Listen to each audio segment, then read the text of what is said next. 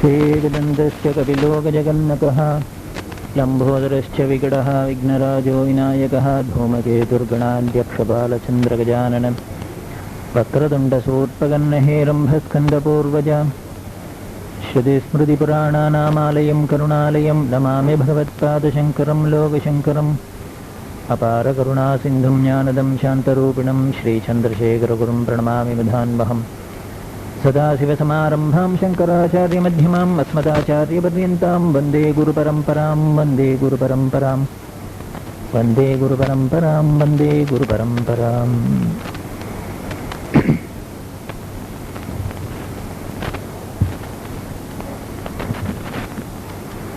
எல்லாம் வல்ல பரம்பொருள் சர்வேஸ்வரன் சர்வஜன் சர்வவியாபியான சாட்சாத் பரமாத்மா ஸ்ரீ காஞ்சி மகாபெரிவா சாட்சாத் கைலாசபதியான பரமேஸ்வரனான பெரியவா சாட்சாத் ஸ்ரீமன் நாராயணனான பிரபு சாட்சாத் பராசக்தியான காமாட்சியான பிரபு இப்படியே சொல்லிட்டு போலாம். இத்தனையாவும் இருந்து இத்தனைக்கு மூலமான சாட்சாத் பரபிரம்மம் பெரியவா. உங்களுக்கு எப்படி சார் தெரிஞ்சது அவர் தான் பரபிரம்மம், அவர் தான் பரமேஸ்வரன்? ஏன்னா உங்கள்கிட்ட ஸ்பெஷலா சொன்னார் அவர் அப்படின்னா, இது நம்ம எல்லாருக்குமே தெரிஞ்ச ரகசியம். ஏன் இது ரகசியம் அப்படின்னு சொன்னேன் அப்படின்னா, இப்படி நாமெல்லாம் ஈஸ்வரன் பரமேஸ்வரன் தெரிஞ்சிருந்தா கூட பெரியவா தன்னை ஏதோ சாதாரண ஒரு மானுஷமாவே நம்மள்ட்டெல்லாம் நாடகம் ஆடினதுனாலதான் அவ ஏதோ இது பெரிய தான் ரகசியமா மறைச்சு வச்சிருக்கிறாப்புல நினைச்சுன்னு மறைச்சா. ஆனா நாமெல்லாம் தெரிஞ்சிருந்தோம். இது உலகமே அனுபவிச்ச உண்மை. அதனால இதுக்கு மேல இவ பரமேஸ்வரன்கிறதோ அம்பாளுங்கிறதையோ இன்னும் எத்தனை தேவதைகள் உண்டோ அத்தனையாவும் ஒவ்வொரு சமயங்கள்ல ஒவ்வொருத்தட்ட ஒத்துண்டதும் இதுக்கெல்லாம் பலம். இப்போ நம்ம ஸ்ரீ ரவி வந்திருக்கார், அதனால அவர் எதற்கே இது சொல்லிடணும். ஒரு நாளைக்கு பெரியவா பொள்ளாச்சி ஜெயம்னு பரம பக்தர், அந்த அம்மா நோன்பு பண்ணி, நோன்பு சிலட எல்லாரும் ஸ்திரீகள்லாம் அம்பாளுக்கு சாத்திர வழக்கம், அதை கொண்டு வந்து பெரியவாள்கிட்ட கொடுத்துருந்தா பெரியவா அப்படி தலையில போட்டு புஷ்பத்தோட போட்டுண்டா. அந்த நோன்பு சிலடு இப்படி முன்னால கண்ணுல வந்து இடிச்சு இடிச்சுன்னு அது இடைஞ்சல் பண்ணிட்டு உடனே ரவி என்ன பண்ணார், அந்த நோன்பு சிலடை இப்படி எடுத்து தள்ளினார். கண்ணை மறைக்காத இருக்கட்டுமே பெரியவா, அதையும் எடுக்கிற அப்படின்னா, இல்ல அது ஏதோ கண்ணை மறைக்கிறது அப்படின்னா, அது ஏதோ இல்ல நோம்பு சரடு அது ஒருக்கால அப்படின்னு அவளை காமிச்சு, அவருக்கு பெரியமா வேற, அவங்க பெரியமா கொடுத்தது எல்லாரும் நோம்பு சரடு அம்பாளுக்கு தானே சாத்துவா, அவ வந்து நான் தானே அம்பாள் அதனால எனக்கு தான் சாத்துவோம் அப்படின்னா. ஒரு பெரிய தேவ ரகசியத்தை விளையாட்ட சொல்றப்பல நான் தானே அம்பாள் அவ எனக்கு தான் சாத்துவோம் அப்படின்னா, இப்படி அவளை பரமேஸ்வரன்கிறத அவளை மகாவிஷ்ணுங்கிறத அவளை அம்பாளுங்கிறதெல்லாம் நாம உணர்ந்தத, நீங்க உணர்ந்தது சரிதான் அப்படிங்கிறத பெரியவா கன்ஃபார்ம் பண்ணா. தோடகாச்சாரியர் சொல்றார், பவையேவ பவான் நிதிமே நிதரம் சமஜாயத்தை சேதசி கௌதுகிதான். நீ பரமேஸ்வரன் நாங்க நினைச்சுட்டா போருமா, அது நிஜமாவே இருக்கணும் போல அவரும் ஆமா ததாஸ்து அப்படிதான் சொன்னாதானே அதுக்கு பலம். அப்படி மகான்கள்லாம் கேட்டதை நமக்கு பெரியவா கன்ஃபார்ம் பண்ணியிருக்கா ஒவ்வொரு சமயத்துல. அதுதான் அவளை ஈஸ்வரன் சொல்றதுக்கு சாட்சி பலம். அப்பேற்பட்ட பிரபு பெரும் அவதாரம், நமக்கெல்லாம் கிடைச்ச பாக்கியம். ஜந்தூனாம் நரஜன்ம துர்லபம் அப்படிங்கிற, மனுஷனா பிறக்கிறது இருக்கிறதுலே துர்லபம் அப்படிங்கிற, அந்த துர்லபத்திலையும் துர்லபம் மனுஷனா பிறந்துடலாம். மனுஷனா பிறந்துட்டா மட்டும் போருமா, மனுஷனா பிறந்தும் பெரியவாளை யாரும் அத்தனை ஈஸ்வரன்னு தெரிஞ்சுக்கலையோ அவன் இனிமே எத்தனை ஜென்மா எடுத்தாலும் கடத்தேற முடியாது. சர்வ நிச்சயமா நம்ம எழுதி ரிஜிஸ்டர் பண்ணிவிடலாம். ஏன் அப்படின்னா, இவ்வளவு சுலபமா பக்கத்துல கையில வெண்ணையா திரண்டு வந்த ஒரு அவதாரத்தையே நம்ம அவதாரம்னு புரிஞ்சுக்கல, ஈஸ்வரன்னு புரிஞ்சுக்க முடியலன்னா நம்ம என்ன படிச்சு என்ன சம்பிராப்தே சந்நிகிதே காலே நகி நகி ரக்ஷதி. ஒன்னும் எப்பேற்பட்ட நம்மளோட படிப்போ சாமர்த்தியமோ ஐஸ்வர்யமோ ஒன்னும் கடதேற்ற முடியாது, ஒன்னும் பிரயோஜனம் இல்லாத போயிடும்.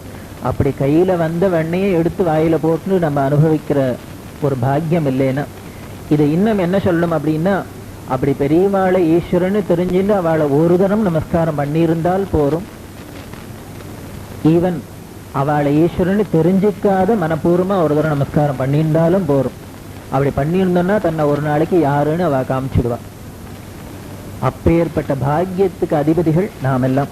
நம்மளோட பெருமை இப்ப தெரியாது, இன்னொரு 500 வருஷம் 1000 வருஷம் கழிச்சு பெரியவாளோட சரித்திரத்தை படிக்கிறவாள்லாம் நம்மளை பார்த்து பொறாமப்படுவா. ஏன்னா இன்னைக்கு ராமாயணத்தை பார்க்கறதே நமக்கு பொறாமையா இருக்கு. இப்பேற்பட்ட தர்ம விக்கிரகத்தை ராமனை அனுபவிச்சாலே அந்த அயோத்தியவாசிகள்லாம் எவ்வளவு புண்ணியசாலிகள்ங்கிறோம்.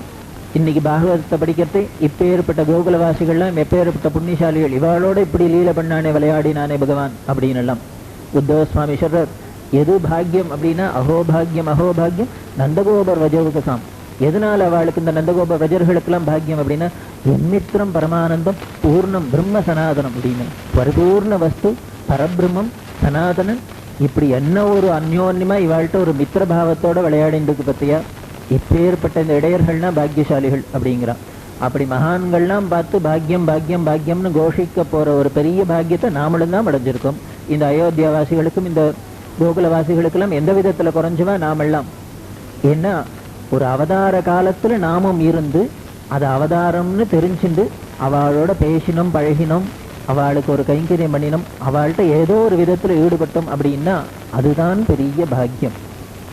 இது எல்லாருக்கும் கிடைச்சிடாது. இதுக்கு மேல ஒரு 100 வருஷம் முன்னால பிறந்திருந்தோம்னாலும் கிடைச்சிருக்காது, ஒரு 50 வருஷம் பின்னால பிறந்தோம்னாலும் நமக்கு கிடைக்காது. அப்படி முன்னையும் போகாத பின்னையும் போகாத அவ அவதாரம் பண்றதையே நம்மளையும் கூட அழிச்சுன்னு வந்து நமக்கு இந்த அள்ளிக்கோ அப்படின்னு கொடுத்தாத தேட அதுதான் பெரிய பாக்கியம். அப்பேற்பட்ட பாக்கியத்துக்கு நாமெல்லாம் அதிபதியா இருக்கோம்னா இதை விட நமக்கு என்ன பெரிய ஐஸ்வர்யம் வந்துட போறது? கொடுக்க முடியும், ஒருத்தராலையும் கொடுக்க முடியாது. அப்பேற்பட்ட பெருமை உள்ளது சாட்சாத் பெரியவாளோட அவதாரமும் அவளோட தரிசனமும் அவளோட சங்கமும்.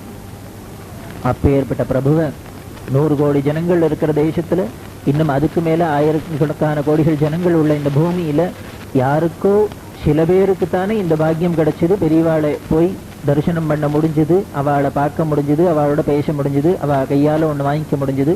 அப்படின்னா இதெல்லாம் தான் பெரிய பாக்கியம் அப்படிங்கிறதுக்கு நமக்கு சாட்சி. அப்பேற்பட்ட பிரபு இவாதான் ஈஸ்வரன். இவாளை உபாசிக்கிறவாளுக்கு இதுக்கு மேல ஒரு தெய்வம் வேணுங்கிற அவசியம் இல்லை, இருந்தான்னா அது வேணுங்கிறதுக்கு. ஏன்னா சகல தேவதைகளும் அவளுக்கு ஒரு இஷ்ட தெய்வம் இருக்கும். ஒருத்தருக்கு பிள்ளையார் தான் பிடிக்கும், ஒருத்தருக்கு அம்பாளை தான் பிடிக்கும், ஒருத்தர் ராமதான் பிடிக்கும், கிருஷ்ணர் தான் பிடிக்கும். யாரை வேணா பிடிக்கட்டும், எது வேணா இஷ்ட தெய்வமா இருக்கட்டும். ஆனா அந்த இஷ்ட தெய்வம் எதா இருக்கணும், அதோட மூர்த்தம் என்ன அப்படின்னா சாட்சாத் பெரியவாதான். எந்த இஷ்ட தெய்வம் அவளை ராமராவும் உபாசிக்கலாம், பிள்ளையாராவும் உபாசிக்கலாம், ஐயனாராவும் உபாசிக்கலாம், பிடாரியாவும் உபாசிக்கலாம், எது நமக்கு பிடிச்சிருக்கோ அத்தனையாவும் உபாசிக்கலாம். ஏன்னா அத்தனைக்கு மூலமான பரபிரம்மம் சாட்சாத் பெரியவா. ஒரு சக்கரை தான், திதிப்பு தான். இதுவே லட்டா இருக்கு, அல்வாவா இருக்கு, ஜிலேபியா இருக்கு, ரவா உருண்டையா இருக்கு, எப்படி வேணா இருக்கு. அது அவாவோட ருச்சிக்காக ஒருத்தர் எனக்கு அல்வா தான் பிடிக்குங்கிறார், ஒருத்தர் லட்டு தான் பிடிக்குங்கிறார். அத மாதிரி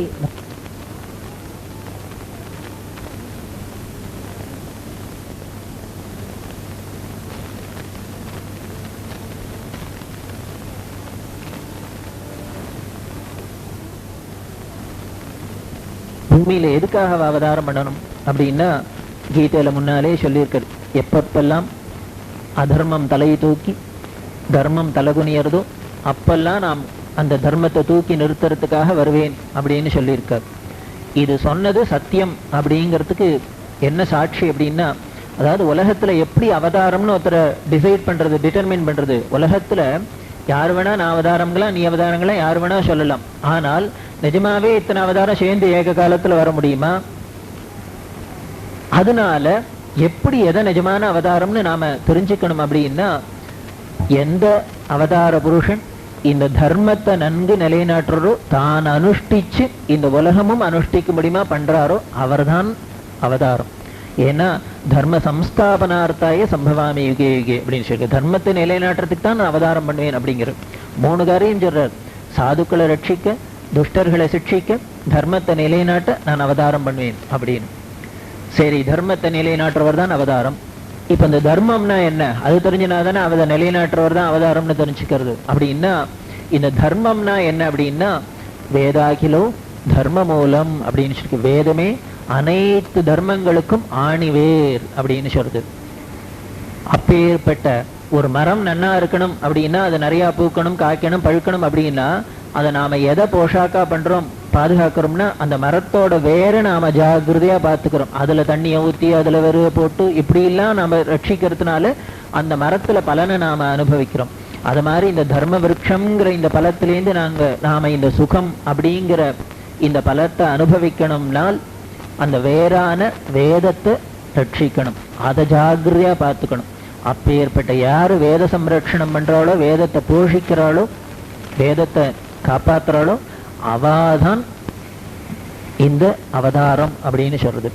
அதுக்கும் மேல எந்த ஒரு காரியத்தை எடுத்துட்டாலும் நாம உலகத்துல இத்தனை பேர் இருக்கும், இவ்வளவு விதமான ருச்சி நமக்கு இருக்கு, நாம தினமும் 1000 காரியம் பண்ண வேண்டியிருக்கு. இந்த காரியம் எல்லாம் பண்றதுக்கு எது பிரமாணம், எதை வச்சுன்னு காரியம் பண்றது? அதாவது சிலது பண்ணுங்களாம், சிலது பண்ணப்படாதுன்னு இருக்கு. அப்படின்னா நம்ம இப்ப ரோட்ல ஒரு வண்டியை ஓட்டின்னு போகணும்னா இந்த ரோட்ல போகலாமா, அந்த ரோட்ல போகலாமா, இது ஒண்ணுவையா, இதுக்கெல்லாம் எது பிரமாணம் அப்படின்னா ராஜா போட்ட சட்டம் பிரமாணம். அவன் இந்த ரோட்ல போகக்கூடாது, அந்த ரோட்ல போகணும், லெஃப்ட்ல தான் போகணும், ரைட்ல தான் போகணும், என்ன சொல்றானோ அதுபடி கேட்டோம்னா அதுதான் சட்டம் தான் பிரமாணம்.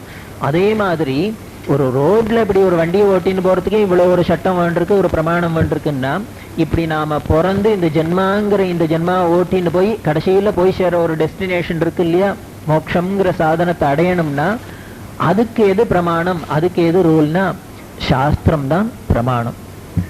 கீதையில அதான் சொல்ற, தஸ்மாத் சாஸ்திரம் பிரமாணம் தே காரியாகாரிய விவஸ்திதோ. ஏன்னா அவாவா சாய்ஸுக்கு விட்டா என்ன ஆயிடும் அப்படின்னா இந்த நமக்கு எது சௌரியமோ அதைத்தான் நாம பிரமாணமா எடுத்துப்போம். ஒரு சந்தியாவந்தனம் பண்றவரை கேட்டேன்னா அவர் சந்தியாவந்தனம் பண்ணினாதான் மோட்சம் அப்படின்னு அவர் சொல்லுவார். இதே பண்ணாதவர் கேட்டா அதெல்லாம் ஒண்ணு வேண்டாம் சார், மனசு சுத்தமா இருந்தா போறோம் அப்படின்பர். அப்ப என்ன சந்தியாவந்தனம் பண்றவாளுக்கெல்லாம் மனசு சுத்தம் இல்லையா, இல்ல வசிஷ்ட வாமதேவதி மகரிஷிகளுக்கெல்லாம் இல்லாத சுத்தம் நமக்கு திடீர்னு வந்துருமா? அப்படின்னா இது உலகத்தோட இயற்கை. யாராரு என்ன காரியம் பண்ணிட்டு இருக்கோமோ, என்ன எப்படி சௌரியத்துல இருக்குமோ அதைத்தான் அடுத்தவாளுக்கும் சொல்றது, அதைத்தான் பிரமாணமா சொல்றதுங்கிறது இயல்பு. அதனால சுவாமியை பாத்திர, அதனால இப்படி மனுஷால கேட்டீங்கன்னா இதுதான் சௌரியம் அதான் சொல்லுவான்னு சொல்லுவா. அதனால இதெல்லாம் பிரமாணம் இல்லை, சாஸ்திரம் ஒண்ணுதான் பிரமாணம். அதுல எது எது சொல்லுன்னு சொல்லியிருக்கோ, செய்யின்னு சொல்லுவோ அதை செய்ய வேண்டியது, எது செய்யாதன்னு சொல்றதோ செய்யப்படாது. அப்படி ஒரு சட்டத்துக்கு கட்டுப்பட்டு எல்லாரும் இருந்தாதான் அங்க விருப்பு வெறுப்புக்கு இடம் இல்லை. ஒரு கம்பல்ஷனியான நம்ம அதுக்கு ஒரு கட்டுப்பட வேண்டியிருக்கு. எதனாலன்னா இப்படி அவாவா சாய்ஸுக்கு இல்லாத, அவாவா ருச்சிக்கு இல்லாத ஏதோ ஒரு பொதுவான ஒரு சட்டத்துக்குள்ள நாம அடங்கி எடுக்கிறதுனாலதான் இந்த சமுதாயம் ஒரு ஒழுங்குமுறை மேல போயின்னு இருக்கு. இல்லைன்னால் ஒரே குழப்பம்தான், கூச்சல் தான். அதனால இப்பேற்பட்ட இந்த வேதத்தையும் இந்த சாஸ்திரத்தையும் யாரு பிரமாணமா சொல்லி திருப்பி திருப்பி அதை நமக்கு அனுஷ்டிச்சு காமிக்கிறாளோ அவர்தான் அவதார புருஷன், அவாதான் சாட்சாத் அவதாரம். நாம இந்த ஸ்கேலை வச்சுன்னு பார்த்தோம்னா இந்த கடந்த நூற்றாண்டுலேருந்து ஆரம்பிச்சு இன்னி வரைக்கும் இந்த உலகத்துல இன்னமும் சில இடங்கள்யானும் வேதம் இருக்கு, சாஸ்திரம் இருக்கு, 4 பேர் அனுஷ்டானம் பண்ணின்னு இருக்கா, இன்னும் தர்மம் எல்லாம் இருக்கு அப்படின்னா அதுக்கு சர்வ நிச்சயமா சொல்லலாம். 111 வருஷத்துக்கு முன்னாலே இந்த பிரபு அவதாரம் பண்ணினத்தினாலதான் இன்னைக்கு உலகத்துல இது இருந்துருக்கே வழிய, இது மட்டும் அவ அவதாரம் பண்ணாத 1894 பெரியவா மட்டும் அவதாரம் பண்ணாத இருந்தா என்ன ஆயிருக்கும் அப்படின்னா ரொம்ப சிம்பிள். இப்படி எல்லாம் நாம உட்காந்து இன்னமும் இது மாதிரி பேசிட்டு இருக்க மாட்டோம். அப்படி இந்த பூமியில இப்ப ஏற்பட்ட நவநாகரீக உலகத்துல ஒரு 21ஆம் நூற்றாண்டுலயும் இந்த தர்மத்தை பத்தி நாம சொல்லிட்டு அனுஷ்டிக்க முடியுமா இருக்குன்னா அதுக்கு சர்வ நிச்சயம் காரணம் சாட்சாத் பெரியவா. இவா சாட்சாத் அவதாரம்ங்கிறதுக்கு இதெல்லாம் தான் பிரமாணமே வழிய அவ என்ன பண்ணினா, அவ பண்ணின அதிசயங்கள் என்ன அது இதுன்னு வச்சுன்னு ஸ்கேல வச்சுன்னு நாம அளக்கணுங்கிறதே இல்லை. அவ சர்வ லகுவா ஈஸ்வரனா இருந்ததுனால எதையும் அவ ஸ்ட்ரெயின் பண்ணி பண்ணணுங்கிறதே இல்லை, ஸ்வயமாவே வந்தது, எல்லாமே அவள்கிட்ட ஒட்டி இருந்தது. அப்பேற்பட்ட அதிசயமூர்த்தி, இப்பேற்பட்ட இவாளை ஈஸ்வரனா கொண்டாடுறதுதான் நமக்கெல்லாம் பெருமை, ஸ்ரேயஸ். இத வேதம் சொல்றது என்ன, வேதம் தானே பிரமாணம், பிரமாணம்ங்கிறோம். அப்பேற்பட்ட பெரியவாளே ஈஸ்வரன் கொண்டாடுறதுக்கு ஏதாவது பிரமாணம் உண்டா அப்படின்னா அதுக்கும் வேதமே பிரமாணம். அந்த வேதம் சொல்றது ஆச்சாரிய தேவோபவ அப்படின்னு. எங்க சொல்றது, முன்ன பின்ன சொல்லல, நடுப்பர் சொல்லல, கடைசியில உச்சியில போய் சொல்றது. மாத்ரு தேவோபவ பித்ரு தேவோபவ ஆச்சாரிய தேவோபவ அப்படின்னு சொல்றது. அப்படின்னா இந்த ஆச்சாரியனே கடவுள், அவனை உபாசிக்கிறது தான் நமக்கு வழி அப்படின்னு சொல்றது. இல்ல வேடிக்கை என்னன்னா, இந்த ஆச்சாரியனோட பெருமை என்ன, இந்த குருவோட முக்கியம் என்ன அப்படின்னா, இந்த வேதத்தை சாஸ்திரத்தை பிரமாணமா எடுத்துக்காத இந்த வேதத்துக்கு புறம்பான போன மதங்கள்லாம் கூட ஆச்சாரியனை ஒரு குருவை மட்டும் அவளால இக்னோர் பண்ண முடியல. குருவை அவசியமா தெரிந்தது. இந்த மத குரு இல்லாத ஆச்சாரியன் இல்லாத எந்த ஒரு சம்பிரதாயமும் கிடையாது, மதமும் கிடையாது, மார்க்கமும் கிடையாது. அப்படின்னா ஈஸ்வரன் உண்டோ இல்லையோ ஒத்துக்காத மதங்கள்லாம் கூட ஆச்சாரியனை ஒத்துக்கிறது, குரு ஒத்துக்கிறதுங்கிறது இந்த குருவுக்கு பெருமை. ஏன்னா இந்த குரு இல்லாத அவ்வளவுதான், யாராலையும் கடையே தேர முடியாது. கபீர்தாஸ்ட கேட்டா, உங்க வீட்டுக்கு திடுதுப்புன்னு ஒரு நாளைக்கு குருவும் சாட்சாத் பரமாத்மாவான கோவிந்தனும் 2 பேரும் வீட்டுக்குள்ள வரா. அப்ப வந்தா நீ முதல்ல யாருக்கு நமஸ்காரம் பண்ணு? அதாவது நம்ம வீட்டுக்கு 2 பெரிய மனுஷா வந்தா நாம அவளுக்கு சமமா ட்ரீட்மெண்ட் பண்ணுமோ இல்லையோ, இல்லைன்னா ஒருத்தருக்கு ஒருத்தர் மனசுக்கு தாங்கல் வந்துருத்தனா என்ன பண்றது? அதனால இப்படி கேட்டா. அப்ப உடனே கபீர்தாஸ் சொன்னார், கண்ணை மூடின்னு நான் என் குருநாதனுக்கு தான் நமஸ்காரம் பண்ணேன் முதல்ல அப்படின்னு. கேட்டவர் என்ன ஆச்சரியமா இருக்கு, சாட்சாத் பகவானே நேரம் வந்திருக்கான், அவனை முதல்ல கவனிக்க மாட்டியா, ஆச்சாரியனை தான் கவனிப்பேன். அப்ப அவர் சொன்னார், அடப்படா அசடு, வந்திருக்கிறது கோவிந்தன்னே எனக்கு எப்படா தெரியும்? இவர் கண்ணை திறந்ததுனால தாண்டே, இவர் சொன்னதுனால தாண்டே வந்தவன் கோவிந்தனா கோபாலனா நான் யார கண்டேன்? அதனால பகவானை கூட நாம பகவானா தெரிஞ்சுக்கணும்னா ஒரு ஆச்சாரியன் இருந்தால்தான் முடியும். அதுதான் இந்த குருவோட சிறப்பு, குருவோட பெருமை. அதனால குரு இல்லாத ஒரு நாளும் நாம கடதேற முடியாதுன்னு சமஸ்த வேத சாஸ்திரங்களும் அத்தனையுமே சமஸ்த சம்பிரதாயங்களும் மதங்களுமே கோஷிக்கிறது. அதுதான் இந்த குருவோட பெருமை. அப்பேற்பட்ட இந்த குருவை ஈஸ்வரனா கொண்டாடுறதை விட நமக்கு வேற என்ன இருக்கு? அதனாலதான் வேதம் சொல்றது ஆச்சாரிய தேவோபவன். அப்பேற்பட்ட இன்னும் சொல்லப்போனா நம்ம மதத்திலேயே பார்த்தோம்னா பிள்ளையார்லேருந்து ஆரம்பிச்சு எத்தனையோ தேவதைகள்லாம் சொல்லியிருக்கு. எந்த தேவதைகளையும் பாருங்கோ, அந்த ஒரு தேவதைக்கு நாமாவளியிலேயும் அந்த குருவா சொல்லி இருக்கிறதே இந்த குருவோட பெருமை. லலிதாசஹஸ்ரநாமம் அப்படித்தானே சாக்தம்னா அம்பாளை சொல்றது, தட்சிணாமூர்த்தி ரூபிணிய சனகாதி சமாராத்தியா சிவஞான பிரதாயினே குருமூர்த்தி குணநிதி அடிக்கின்றே போறது. இந்த சனகாதி மகரிஷிகள்லாம் எப்போ ஞானத்தை அடைஞ்சா அப்படின்னா அம்பாளை உபாசித்தனால அடையல, தட்சிணாமூர்த்தி ரூபிணி தட்சிணாமூர்த்தி ரூபத்துல அம்பாளை உபாசிச்சதுனாலதான் அவளுக்கும் சிவஞானம் கிடைச்சது அப்படின்னு எல்லாம் சொல்ற அளவுக்கு இருக்கு. அதே மாதிரி வைஷ்ணவத்துல கேட்கவே வேண்டாம், ஆச்சாரியன் அவளுக்கு பெருமாளை விட ஆச்சாரியன் தான் முக்கியம். அவ கடைசியில அவ காலகதி அடைஞ்சா கூட எங்க வைகுண்டத்துக்கு போனார் இல்ல பெருமாள் திருவடிக்கு போனார்னு சொல்றதுல ஆச்சாரியன் திருவடி அடைந்தார் அப்படின்னு தான் சொல்ற அளவுக்கு இந்த ஆச்சாரியனோட திருவடியும் அவனோட பெருமையும் தான் அப்படி முக்கியமா இருக்கு. இன்னும் அருணகிரீஸ்வரர் அப்படி முருகனை நேர பார்த்து பொழிஞ்சுவர். கடைசியில தன்னோட அனுபூதி அடைஞ்சு கந்தர் அனுபூதின்னு பண்ணின முடிஞ்ச முடிவுல சொல்றார், உருவாய் அருவாய் உளதாய் இலதாய் மறுவாய் மலராய் மணியாய் ஒளியாய் கருவாய் உயிராய் கதியாய் விதியாய் குருவாய் வருவாய் அருள்வாய் ககனை. என்ன அழகா கண்டிஷன் போறார் பாருங்க. நீ முருகனை 6 மைல் 6 முகம் 7 மைல் 12 கை இப்படி எல்லாம் வான்னு சொல்லல, எனக்கு நீ குருவாவே வந்து அனுகிரகம் பண்ணு. ஏன்னா இந்த குருவா வந்து ஈஸ்வரனா இருந்தாலும் குருவா வந்து அனுகிரகம் பண்றதுலதான் எவ்வளவு வசதி எவ்வளவு லாபம் இருக்குங்கிறது மகான்கள்லாம் அனுபவிச்சது. இப்படி நமக்கு இத்தனை மகான்களும் இவ்வளவு வழி போட்டு கொடுத்ததுதான் இந்த குருவும் அந்த குரு உபாசனையும். அப்பேற்பட்ட இது ஏதோ சாதாரண ஒரு குருவா இருந்தாலுமே இப்பேற்பட்ட மார்க்கம் வசதி அப்படின்னா, இனிமே குருன்னா இதுக்கு மேல உயர்ந்த குரு இல்லை அப்படின்னு உலகம் கொண்டாடக்கூடிய சாட்சாத் பெரியவாள அந்த ஆதி குருவே தட்சிணாமூர்த்தியா வந்தார். அந்த தட்சிணாமூர்த்தியே ஆதிசங்கரா வந்தார். அந்த ஆதிசங்கரே திருப்பி நமக்கு அபரசங்கரா சாட்சாத் பெரியவாளா வந்தார். இங்க ஒரு படம் போட்டிருந்தது, அதுல முதல்ல தட்சிணாமூர்த்தி, அதுக்கப்புறம் ஆதிசங்கரர், அதுக்கு கீழே பெரியவா இப்படி போட்டிருந்தது. அதுக்கு பெரியவா அந்த படத்தை பார்த்துட்டு சொன்னா, இது எதனால இப்படி 3ஐயும் போட்டிருக்கு அப்படின்னா, உடனே அவளே பதில் சொன்னா, அவர் தான் இவர், இவர் தான் இவருங்கிறதுக்காக இப்படி போட்டிருக்கோ அப்படின்னு. தட்சிணாமூர்த்தி தான் ஆதிசங்கரன், ஆதிசங்கர் தான் தானா. அது அழகா சொன்னா, அவர் தான் இவர், இவர் தான் இவருங்கிறதுக்காக இப்படி போட்டிருக்கா புரியுறாப்புல அப்படின்னா. அப்படின்னா இந்த படம் தான். இதை பார்த்துட்டு தான் கேட்டா பெரியவா, இவன் 3 பேரும் ஒன்னும் ஒருத்தருக்கு அப்புறம் ஒருத்தரா வந்தா அவளே வந்தாங்கிறத காமிக்கிறாப்புல இருக்கு அப்படின்னு. அத மாதிரி பல சந்தர்ப்பங்கள்ல பெரியவா தன்னோட அவதார ரகசியத்தையும் வெளிப்படுத்தியிருக்கா. ஆனா அவ அவதார காலம் முழுக்களும் ரொம்ப ஜாகிரதையா இருந்தது. என்ன 60 நாள் பண்ணின காரியம்னா தான் யாருன்னு மட்டும் தெரிஞ்சுக்காத அளவுக்கு மாயையில மயக்கினதுதான். அதுல ரொம்ப சமத்தவர். ஆனா அவருக்கு குழந்தைகளா பிறந்த நம்ம ஏமாந்துருவோமா என்ன? அவர் கோலத்துல பூந்தார், நம்ம தடுக்கல பூந்தார், நம்ம கோலத்துல பூந்தோம், அவ்வளவுதான். அப்படியும் கண்டுபிடிச்சிட்டுமே யாருன்னு. அப்பேற்பட்ட அவதாரத்தை நாம் எல்லாம் கொண்டாடின்னு இருக்கோம், பாக்கியத்தை அடைஞ்சிருக்கும். அப்பேற்பட்ட பெரியவாளோட சரித்திரம் பெரிய கடல் மாதிரி. 1000 நாக்குடைய ஆதிசேஷனால சொல்றதுன்னு ஆரம்பிச்சா கூட எத்தனை ஜென்மா எடுத்து எத்தனை யுகத்துல சொன்னாலும் முடியாத பரந்த கடல், ஆனந்த சாகரம் சாட்சாத் பெரியவாளுது. அதுல எது நன்னா இருக்கும் எது நன்னா இருக்காதுன்னே கிடையாது, நன்னா இருக்காதுங்கிறதே கிடையாது, அத்தனையுமே நன்னா இருக்கும். அமிர்தத்துல எந்த ருச்சி எந்த பக்கம் டேஸ்டா இருக்கும் கரும்புல அப்படின்னா எல்லாமே டேஸ்ட் தான், திரிப்பு தான். அப்பேற்பட்ட அவ சரித்திரத்தை 7 காண்டமா பிரிச்சு முதல்ல அவதார காண்டம் அப்படின்னு அவளோட பிறப்பு வளர்ப்பு நமக்கு ஜெகத்குருவா கிடைச்ச அந்த விவரங்களை பார்க்குறோம்.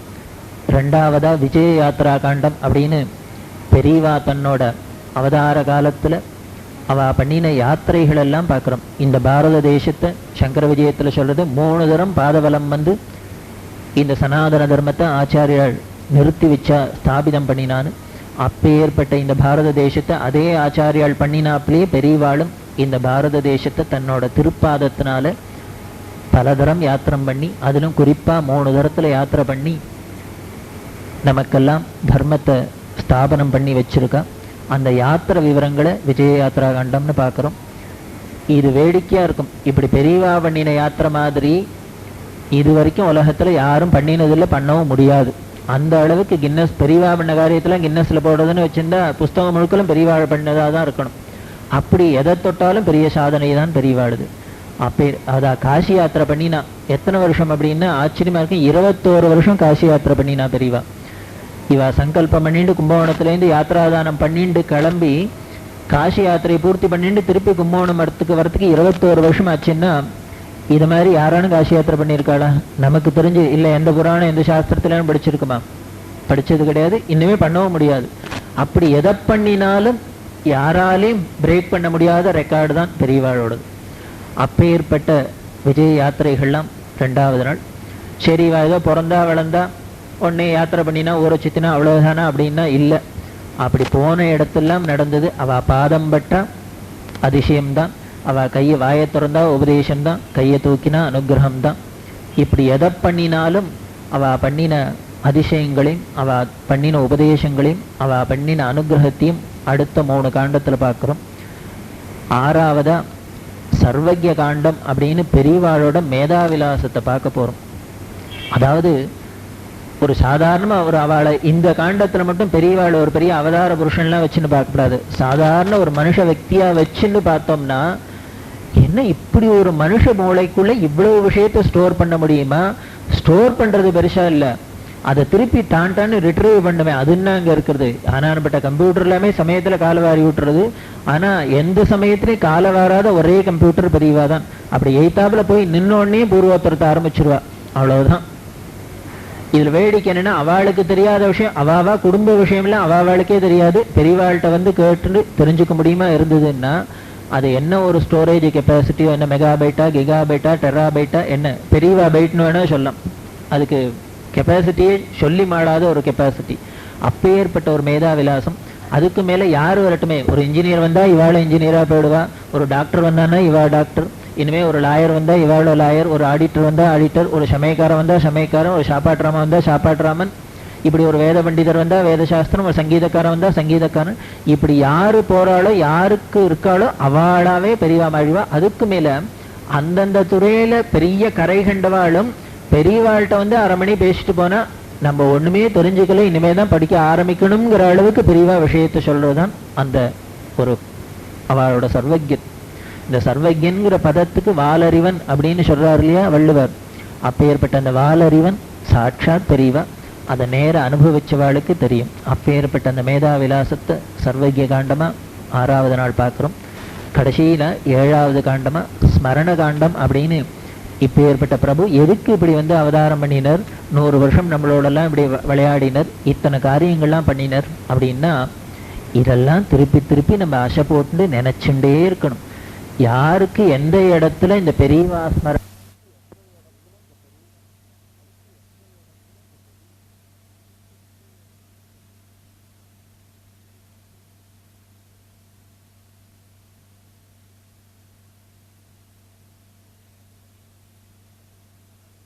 வச்சுன்னு தனம் பூஜை பண்ணி அவளை ஸ்மரிச்சுட்டே இருக்காளோ அவளால் அதர்ம வழியில திரும்பி கூட பார்க்க முடியாது, அந்த பக்கம் கூட போக முடியாது. அதுதான் அவளோட ஸ்மரணைக்கு, அவளோட அவதாரத்தை சபலமாறத்துக்கு நாம பண்ண வேண்டிய கைங்கரியம். அவளுக்கு வேற ஒன்றும் நம்ம பெருசா பண்ணணுங்கிறது, நம்ம கொண்டு போற பழத்தையோ நம்ம கொண்டு போற பவுனியோ காசியோ பணத்தையோ எதையும் எதிர்பார்க்கல.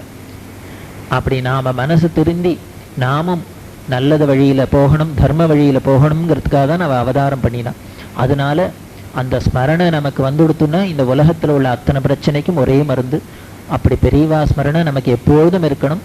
நாமெல்லாம் இப்ப பார்த்தோம், அனுபவிச்சோம், அதனால நமக்கு ஓரளவுக்கு மனசுல இறங்கி இருக்கு, இருந்துட்டே இருக்கும்.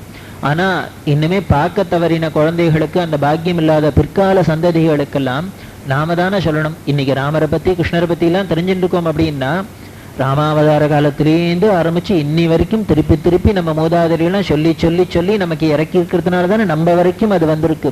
அது மாதிரி இந்த பெரியவாளோட அவதாரத்தையும் அவளோட சிறப்பையும் அவளோட மகிமையும் நாம அனுபவிச்சதோட நிற்காத நம்ம குழந்தைகளுக்கெல்லாம் எடுத்து சொல்லி சொல்லி சொல்லிட்டே இருந்தோம்னா நம்ம வேற ஒண்ணும் பண்ண வேண்டாம், அந்த குழந்தை தர்ம வழியில தான் போகும்.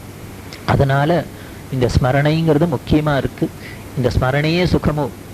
ராமனை பார்க்கறது சுகம் இல்லை, அவனோட பேசுறது சுகம் இல்லை. இதெல்லாம் விட சுகம் என்னன்னா, ஏ ராமா உன்னை 60 நாழி நினைக்கிறது, அதுவும் அவனை நினைக்கிறத விட அவனோட பேரை நினைக்கிறது. ராமநாம ஸ்மரணைய சுகமோன்னு தியாக பிரம்மேஸ்வரர் அப்பேற்பட்ட அவளோட திருமந்திரத்தை அவளோட நாமாவை உச்சாரணம் பண்ணிட்டு நாம் அவளோட லீலைகள்லாம் அசை போட்டுட்டே இருந்தோம்னா, ஸ்மரிச்சுட்டே இருந்தோம்னா இதுதான் தபஸ்.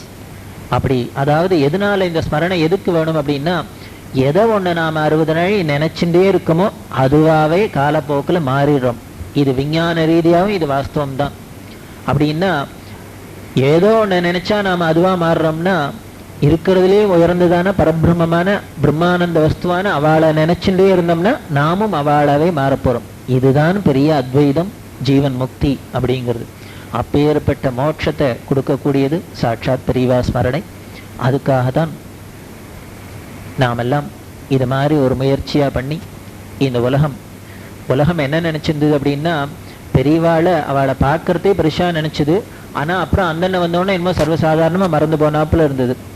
நாம ஏதோ அவளை ஒரு மடாதிபதி, சன்னியாசி, மகான், யோகி, தபஸ்வி இப்படி இல்லைன்னு தான் நினைச்சிருந்தமே வழிய இதுக்கும் மேல அது உள்ளுக்குள்ள இருந்த பரபிரம்மம் அப்படின்னு நாம புரிஞ்சுனுட்டோம்னா நிச்சயம் நமக்கு அதுதான் பாக்கியம். அப்பேற்பட்ட பாக்கியத்தை அடையணும் அப்படிங்கிறதுக்காக தான் இதே சரி 7 காண்டமா இருக்கணும், வேற 6ஆ இருக்கக்கூடாதா, 8ஆ இருக்கக்கூடாதா, 9ஆ இருக்கக்கூடாதா அப்படின்னா அது என்னமோ தெரியல, தானே அமையிறது. இந்த 7ங்கிற நம்பருக்கும் பெரிய மகிமை உள்ள பரம வஸ்துக்கும் ரொம்ப தொடர்பு இருந்துட்டே இருக்கு. ராமாயணத்தை எடுத்து பார்த்தேன்னா ராமச்சரித்திரம் 7 காண்டமா தான் இருக்கு. கிருஷ்ணாவதாரத்தை சொன்ன பாகவதம் 7 ஸ்காந்தமா இல்லைன்னா கூட அது சம்பிரதாயத்துல சப்தாகமா பாராயணம் பண்றதுதான் அதுக்கு ஒரு பெருமையா இருக்கு. இன்னும் சப்தஸ்வரம் மோட்சத்தை கொடுக்கக்கூடிய சங்கீத மார்க்கமே சப்தஸ்வரத்துக்குள்ளதான் அடங்கி இருக்கு. இன்னும் எதை எடுத்துனாலும் 7ங்கிற மகிமைக்கோட பெருமையே சொல்லிட்டு போகலாம். இந்த பெருமை வாய்ந்தது எல்லாத்துக்கும் 7 சம்பந்தப்பட்டிருக்கிறதுனால பெரிய மகாபெருமை வாய்ந்த பெரியவா சரித்திரமும் இந்த சப்த காண்டமா இருக்கு. அப்பேற்பட்ட காண்டத்துல முதலாவதான அவதார காண்டத்தை நாம இன்னைக்கு பார்க்க போறோம். முன்னமே சொன்னாப்புல தர்ம சம்ஸ்தாபனார்த்தம் அப்படின்னு சொன்னார். அதுலேயான சுவாமி சொன்னார், நானுமே துஷ்டர்களெல்லாம் அழிச்சு சிஷ்டர்களெல்லாம் காப்பாற்றி அப்புறம்தான் தர்மத்தை நிலைநாட்டுவேன்னு. ஆனால் இந்த பெரியவா அவதாரத்தில் எப்படி தெரியுமா, ஒரு கல்லில் 2 மாங்காங்கிற மாதிரி ஒரு கல்லில் 3 மாங்காய் அடித்த சமத்தர் சாட்சாத் பெரியவா. ஏன் அப்படின்னா, இங்கே துஷ்டர்கள்னு தனியாக ஒருத்தர் கிடையாது, சிஷ்டர்கள்னு தனியாக ஒருத்தர் கிடையாது. இப்படி தேவஜாதி அசுரஜாதின்னு இருந்தான்னா, விஸ்வாமித்திரன் ஒரு சாது இருந்தார், அவர் யாகம் பண்ணணும்னு ஆசைப்பட்டு அதை கெடுக்கிறதுக்குன்னு மாரீஜன் சுபாகுன்னு 2 பேர் வந்தான். இந்த மாரீஜன் சுபாவை தொலைச்சு கட்டினா இந்த விஸ்வாமித்திரங்கிற சாது ரட்சிக்கப்பட்டார். உடனே அவர் யாகம் பண்ணினார், தர்மம் நிலைச்சுன்னு அப்படின்னு பார்க்கலாம். ஆனா இந்த பெரியவா அவதாரத்துல இப்படி விஸ்வாமித்திரன்னு தனியாக கிடையாது, மாரீஜன் சுபாகுன்னு தனியாக கிடையாது. நம்ம எல்லாருமே மாரீஜன் சுபாகு, நம்ம எல்லாருமே விஸ்வாமித்திரர். இங்க தேவர்கள் தனியாக கிடையாது, அசுரர்கள் தனியாக கிடையாது. இது எதனாலன்னா கலியோட விசேஷம். இந்த கலியில அசுரத்தன்மை அசுரஜாதிங்கிறது எங்க இருக்கு அப்படின்னா, தனியா எங்கேயும் ஒரு மிரட்டராப்புல இல்லாத அத்தனை பேர் புத்தியிலையும் ஆவிர்பவிச்சிருக்கு.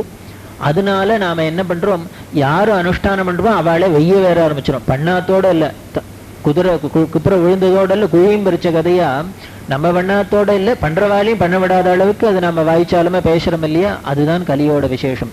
இது எதனாலன்னா இந்த அஜ்ஞானம்ங்கிற ஒண்ணு இருக்கிறதுனால, இந்த ஞானத்தை மறைக்கிறதுனால நமக்கு நல்லது எது கெட்டது எது, எது பண்ணணும் எது பண்ணப்படாதுன்னு தெரியல. அதனால நாம அப்படி மிஸ் அண்டர்ஸ்டாண்ட் பண்ணியிருக்கோம்.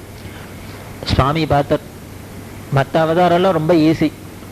இனிமே ஒரு ராம அவதாரத்துக்கோ கிருஷ்ண அவதாரத்துக்கோ மத்ஸ்ய அவதாரத்துக்கோ கூர்ம அவதாரத்துக்கோ எந்த அவதாரத்துக்கு வேணா காரணம் ஈஸியா இருந்தது. சுவாமி உடனே டபார்னு கீழே இறங்கி வராப்புல இருந்தது. ஆனா இந்த கலியில அவதாரம் பண்றது மட்டும் ரொம்ப சுவாமிக்கே ரொம்ப டஃப், டிஃபிகல்ட். ஏன்னா இங்க இந்த 3 தனித்தனியா இல்லாதனால இவன் ஒரு நாளைக்கு இவனே பார்த்தாக்க விபூதி ருத்ராட்சம் பிரமாதமா இருக்கான், மறுநாளைக்கு பார்த்தா அடுத்த நிமிஷமே வேஷம் மாறி போயிடுறது. அப்படின்னா இவனை நல்லவன்னு சேர்த்துக்கிறதா கெட்டவன்னு சொல்றதா? அதனால சுவாமி பத்திர அடாட இவனே இப்படி ரெண்டாவும் இருக்கானே, இப்ப விநாசாயச்சு துஷ்கிருதாம்னா இவனை எப்படி விநாசம் பண்றது? கெட்ட சாரியம் பண்றதையும் மட்டும் தீத்து கட்டிவிட்டா, வில்ல எடுத்துன்னு அம்மா எடுத்துன்னு சுதர்சனத்தை எடுத்து தீத்துட்டோம்னா அடுத்த நிமிஷம் அவன் நல்லவனா போனா எப்படி எழுப்புறது? அதனால பார்த்தார், ஓஹோ இந்த கலியில அவதாரம் பண்றது இந்த வில்லு அம்பு கதை சங்கு சக்கரம் சுதர்சனம் ஒன்னும் லாயக்கு இல்லை, எல்லாம் தண்டம் அப்படின்னு எல்லாத்தையும் தூக்கி விட்டறிஞர். ஒரு தண்டத்தை தூக்கின்னு வந்தார் ஆச்சாரியால. அதுதான் பெரிய அவதாரத்தோட சிறப்பு. ஏன் அப்படின்னா இப்ப ஏற்பட்ட கலியில இந்த புத்தியில பூந்துன்னுக்கிற இந்த அசுரன் எல்லாம் போக்கணும் அப்படின்னா அந்த புத்தியில இருக்கிற அஜ்ஞானமான அசுரனை போக்குறதுக்கு ஒரே ஆயுதம் ஞானம்ங்கிற அஸ்திரம் தான். இந்த ஞானாஸ்திரத்தை போட்டோம்னா அந்த அஜ்ஞானம் பஸ்பமாயிடுறது. அதனால இந்த ஞானமயமான மூர்த்தியா சாட்சாத் பெரியவா வந்தா. இதுக்கெல்லாம் இப்படி எல்லாம் பண்ணினாலா? நீங்க ஏதோ பெரியவாச்சரத்தனை சொல்றதுனால இப்படி எல்லாம் அவர் ஒரே சமயத்துல மோனியம் பண்ணினாருன்னா சொல்றேன். கேட்கறதுக்கு என்ன இருக்கு, நிஜமாவே பண்ணிருப்பா அப்படின்னா நிஜமாவே பண்ணியிருக்கார். ஏன் அப்படின்னா இது எப்படி சாட்சின்னா நம்ம எல்லாமே தான் சாட்சி. நம்ம எல்லாம் மட்டும் பெரியவாளை தரிசனம் பண்ணாத இருந்திருந்தா எப்படி என்ன திண்டாடின்னு இருப்போமோ, என்ன அஜ்ஞானத்துல மாட்டின்னு எப்படி உழன்று இருப்போமோ. அதனால இன்னைக்கும் நாம ஒரு சந்தியாவந்தனம் பண்ணணும், ஒரு பூஜை பண்ணணும், ஒரு சப்தாகம் பண்ணணும் அப்படின்லாம் ஆசை வருதுன்னா இதுக்கு சாட்சி நம்மள்ட்ட அந்த அஜ்ஞானம்ங்கிற அசுரனை பெரியவா போக்கியிருக்கா தன்னோட ஞானாஸ்திரத்தினால்தான், அந்த கடாட்ச மாத்திரத்துல. அதனால இதுக்கு பல சாட்சி சொல்லலாம். பெரியவாள்கிட்ட நம்ம எத்தனை பேர் சொல்ல கேட்டிருக்கோம். அது என்னமோ சார் அவரை போய் பார்த்தேன், இவருக்கு பார்க்கணுங்கிற சங்கல்பம் கூட இருக்காது. ஏதோ என் ஃப்ரெண்டு வல்லுக்கிட்டாயமே அழுத்தணுமோனா பெரியவாள்கிட்ட கொண்டு நிறுத்தினா அது பார்த்ததுலேருந்து அவர் என்னையே முறைச்சு பார்த்தார். அவர் முறைச்சுதான் பார்ப்பார். பார்த்தாருன்னா அவ்வளவுதான், உள்ளுக்குள்ள உள்ளது அத்தனையும் போச்சு, ஸ்கேன் பண்ணிவிட்டார், தீர்த்துவிட்டார், கிளீன் பண்ணிவிட்டார்.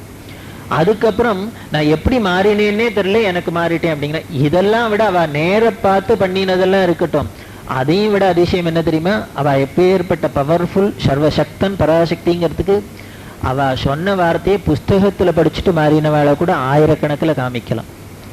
என்ன தெய்வத்தினுள்ள ஏதோ எதேச்சியா படிச்சேன், அன்னியிலேருந்து இன்னைக்கு திருச்சியில இருக்க குருமூர்த்தின்னு பிஹெச்எல்ல பெரிய ஆபீசர், இன்னைக்கும் நித்தியம் உபாசனம் பண்ணிட்டு இருக்கார்.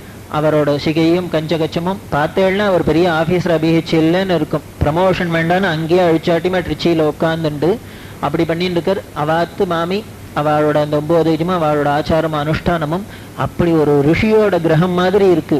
என்ன காரணம் அப்படின்னா வேற ஒண்ணும் இல்லை, அந்த அம்மா தெய்வத்தின் குரல் படிச்சாலாம், அதுல பெரியவா சொல்லியிருக்காளாம் இந்த அக்னிஹோத்திரத்தை பத்தி, அக்னி உபாசனை பத்தி, தர்மத்தெல்லாம் பத்தி சொல்லி ஸ்திரீகளுக்கெல்லாம் நான் ஒண்ணு சொல்றேன். இந்த ஸ்திரீகளுக்கெல்லாம் அவளுக்குன்னு சந்தியாவந்தனம் ஜபம் தபம்னு எதுவும் சொல்லல. ஆனா அவளுக்கு ஒன்னே ஒண்ணு சொல்லியிருக்கு, இந்த அக்னி காரியம் அவ கையில தான் இருக்கு. தன்னோட புருஷனை அக்னி காரியம் பண்ண முடியுமா, உபாசனம் பண்ண முடியுமா, யாகயஜ்ஞம் பண்ண முடியுமா, வைக்க வேண்டியது அவளோட பொறுப்பு. அவ அதை பிடிச்சுன்னுட்டாள்னா போறோம், தர்மம் நிலைச்சுன்னு. இந்த வார்த்தையை தான் படிச்சா. உடனே தன்னோட புருஷனை நீ இப்பவே உபாசனம் எடுத்துக்கணும், நீ உபாசனம் பண்ணாதான் என்னோட இருக்கலாங்கிற ஸ்டேஜுக்கு போயிடுத்து. பண்ணி முசிறி தீட்சத்தை அழிச்சுன்னு போய் அவருக்கு எல்லாம் பண்ணி உபாசனம் பண்ணி 8 வருஷமா இன்னும் விடாத, ஒரு நாள் விடாத பண்ணிட்டு இருக்கா. வீட்டை விட்டு அந்தந்த செய்யறது இல்லை. அப்படின்னா ஆச்சரியமா இருக்கு. என்ன ஒரு புஸ்தகத்துல 4 வார்த்தை எழுதினத்தை படிச்சு கூடவா இப்படி வேலை செய்யும்? கரடியா உட்காந்து எய்தாப்புல 2 கத்துறோம், குழந்தைகள் கேட்க மாட்டேங்கிறது. இப்படி எப்போ எழுதின ஒரு புஸ்தகத்தை பிரிண்டிங்ல வந்து இதை பண்றதுன்னா எப்பேற்பட்ட வார்த்தையா இருக்கணும். அந்த வார்த்தை அப்படி பலிக்கிறதுனா எப்பேற்பட்ட தபஸ் அதுல இருந்ததுன்னா ஏறும். அப்படி இதுதான் பெரியவா பண்ற அவதாரம். அவளோட லீலைகள் இப்படிதான் பார்க்கணுமே வழிய அப்படி ஒரு தர்ம பிரபு, தர்ம அனுஷ்டானம். அதாவது யாரு சொல்ற வார்த்தை ஏறும் அப்படின்னா ஜனங்களுக்கு எவன் ஒருத்தன் அனுஷ்டானம் பண்றானோ அவன் சொல்றதுதான் ஏறும். நான் சந்தி பண்ணுன்னு என் பிள்ளைகிட்ட சொல்லியிருந்தேன்னா, நான் பண்ணாத டிவி பார்த்துன்னு அவனை சந்தி பண்ணுன்னு சொன்னா ஒரு நாளும் பண்ண மாட்டான். இதுக்கு என்ன பண்ணும், ரிவர்ஸ்ல நம்ம சொல்லவே வேண்டாம். வேளா வேலைக்கு நம்ம ஜம்முன்னு பஞ்சாயத்தை கட்டின்னு பட்டப்பட்டே வீதியை போட்டுன்னு பஞ்சாயத்தை வச்சுன்னு உட்காண்டோன்னா 10 நாளைக்கு பார்க்காத கண்டுக்காத போவோம். 11ஆம் நாள்லேருந்து தானே வரும், வேலை செய்ய ஆரம்பிக்கும். அடுத்த 21ஆம் நாள்லேருந்து அவனும் உட்கார ஆரம்பிப்போம். அப்போ சொன்னோன்னா ஒரு போற பக்கில் ஒரு கையில் தண்ணி ஊற்றிட்டு போயேண்டா அப்படின்னு சொன்னோம்னா அப்போ பலம் ஏறும். அது மாதிரி அந்த ஆச்சாரியன்கிற பதத்துக்கு அதுதான லட்சணம் சொல்லியிருக்கு. குரு ஆச்சாரியன் தேசிகன் அப்படின்னா, குருன்னா கடதேத்துறவர், அஜ்ஞானம்ங்கிற இருட்டை போக்குறவர். தேசிகன் திசையை காமிக்கக்கூடியவர். தேசிகன் எதுக்கு திசை காமிக்கிறவர்? ஞானத்துக்கு மோட்சத்துக்கு வழியை காமிக்கக்கூடியவர். அதே மாதிரி ஆச்சாரியன்னா இந்த பண்ண வேண்டிய சிஷ்யன் பண்ண வேண்டியதை தன் வாயால மட்டும் சொல்லாத தானே நடத்தி காமிக்கிறவர் தான் ஆச்சாரியன். அப்பேற்பட்ட குரு தேசிகன் ஆச்சாரியன் 3 ஸ்வரூபமும் சாட்சாத் பெரியவாள் தான். அப்படி அவ அனுஷ்டான பலம் இருந்ததுனால்தான் இன்னைக்கும் அந்த புஸ்தகத்தை படிச்சா கூட ஜனங்களுக்கு அதுல ஒரு வீரியம் வருது, மனசு மாறுறது, அனுஷ்டிக்கிறான்னா அதுதான் அவளோட அவதாரம்ங்கிறதுக்கு சாட்சி. அப்பேற்பட்ட இவாளோட அவதாரம் இந்த கலியோட கொடுமையை போக்கி இந்த அஜ்ஞானத்தை விலக்கி நமக்கும் தர்மத்துல ருச்சி ஏற்பட்டு தெளிவு ஏற்பட்டு அவளை அடையணும், ஞானத்தை அடையணும் அப்படிங்கிறதுக்காக அவதாரம் பண்ணினா. அப்பேற்பட்ட இவ அவதாரம் பண்ணின காலம் 1894 வருஷம் மே மாதம் 20ஆம் தேதி, அதாவது தமிழ் வருஷத்துல ஜெய வருஷம் வைகாசி மாதம் 8ஆம் தேதி அனுராதா நட்சத்திரத்துல கிருஷ்ணபக்ஷ பிரதமையில பானுவாரத்துல சிவநாம யோகத்துல பகல் 1:16 சாட்சாத் பெரியவா மாதுஸ்ரீ மகாலட்சுமி அம்மாங்கிற உத்தமைக்கும் பிரம்மஸ்ரீ சுப்பிரமணிய சாஸ்திரிங்கிற வேத வித்துக்கும் விழுப்புரம்னு சொல்லக்கூடிய திவ்ய தேசத்துல அவதாரம் பண்ணினா. அப்படி அவதாரம் பண்றதே இந்த பூமியே சந்தோஷப்பட்டது, சுபசகுனங்கள் அத்தனையும் ஏற்பட்டது. ஏன்னா ஒரு பெரிய அவதாரம்னா நிகழ்றது. அதனால அந்த காலம் எவ்வளவு புண்ணியமான தினம், எவ்வளவு முக்கியமான டைம் அப்படிங்கிறத நாம தெரிஞ்சுக்கலாம். அப்படி அவதாரம் பண்ணினா, அப்பேற்பட்ட அவதாரம் பண்ணின இந்த பரம்பரையோட சிறப்பையும் நாம் அவசியம் பார்க்கணும். இவ அவதாரம் பண்ணினது கன்னட தேசத்தை சேர்ந்த கன்னட ஹொய்சாலர்கள் அப்படின்னு சொல்லக்கூடிய அந்தனர் மரபில் இவ அவதாரம் பண்ணினா. இந்த கன்னட ஹொய்சாலர்கள்லாம் 13ஆம் நூற்றாண்டுல சேவப்ப நாயகன் அப்படிங்கிற ராஜா சோழ தேசத்தை தஞ்சையை தலைநகரமாக கொண்டு ஆட்சி பண்ணி வந்தார். இந்த நாயக்கர் நல்ல வேத வித்துக்கள் இன்னும் பண்டிதாளெல்லாம் அனுஷ்டானம் உள்ளவாழெல்லாம் தன்னோட சோழ தேசத்துல கொண்டு குடியேற்றி அவர்களுக்கு மானியங்கள்லாம் கொடுத்து ஆதரிச்சு அவர்களை பாதுகாத்துன்னு வந்தார். ஏன்னா ஒரு தேசம் சுபீட்சமா இருக்கணும் அப்படின்னா அங்க உள்ள ராஜா நல்ல விதமா ஆட்சி பண்ணணும் அப்படின்னு சொல்லியிருக்கு.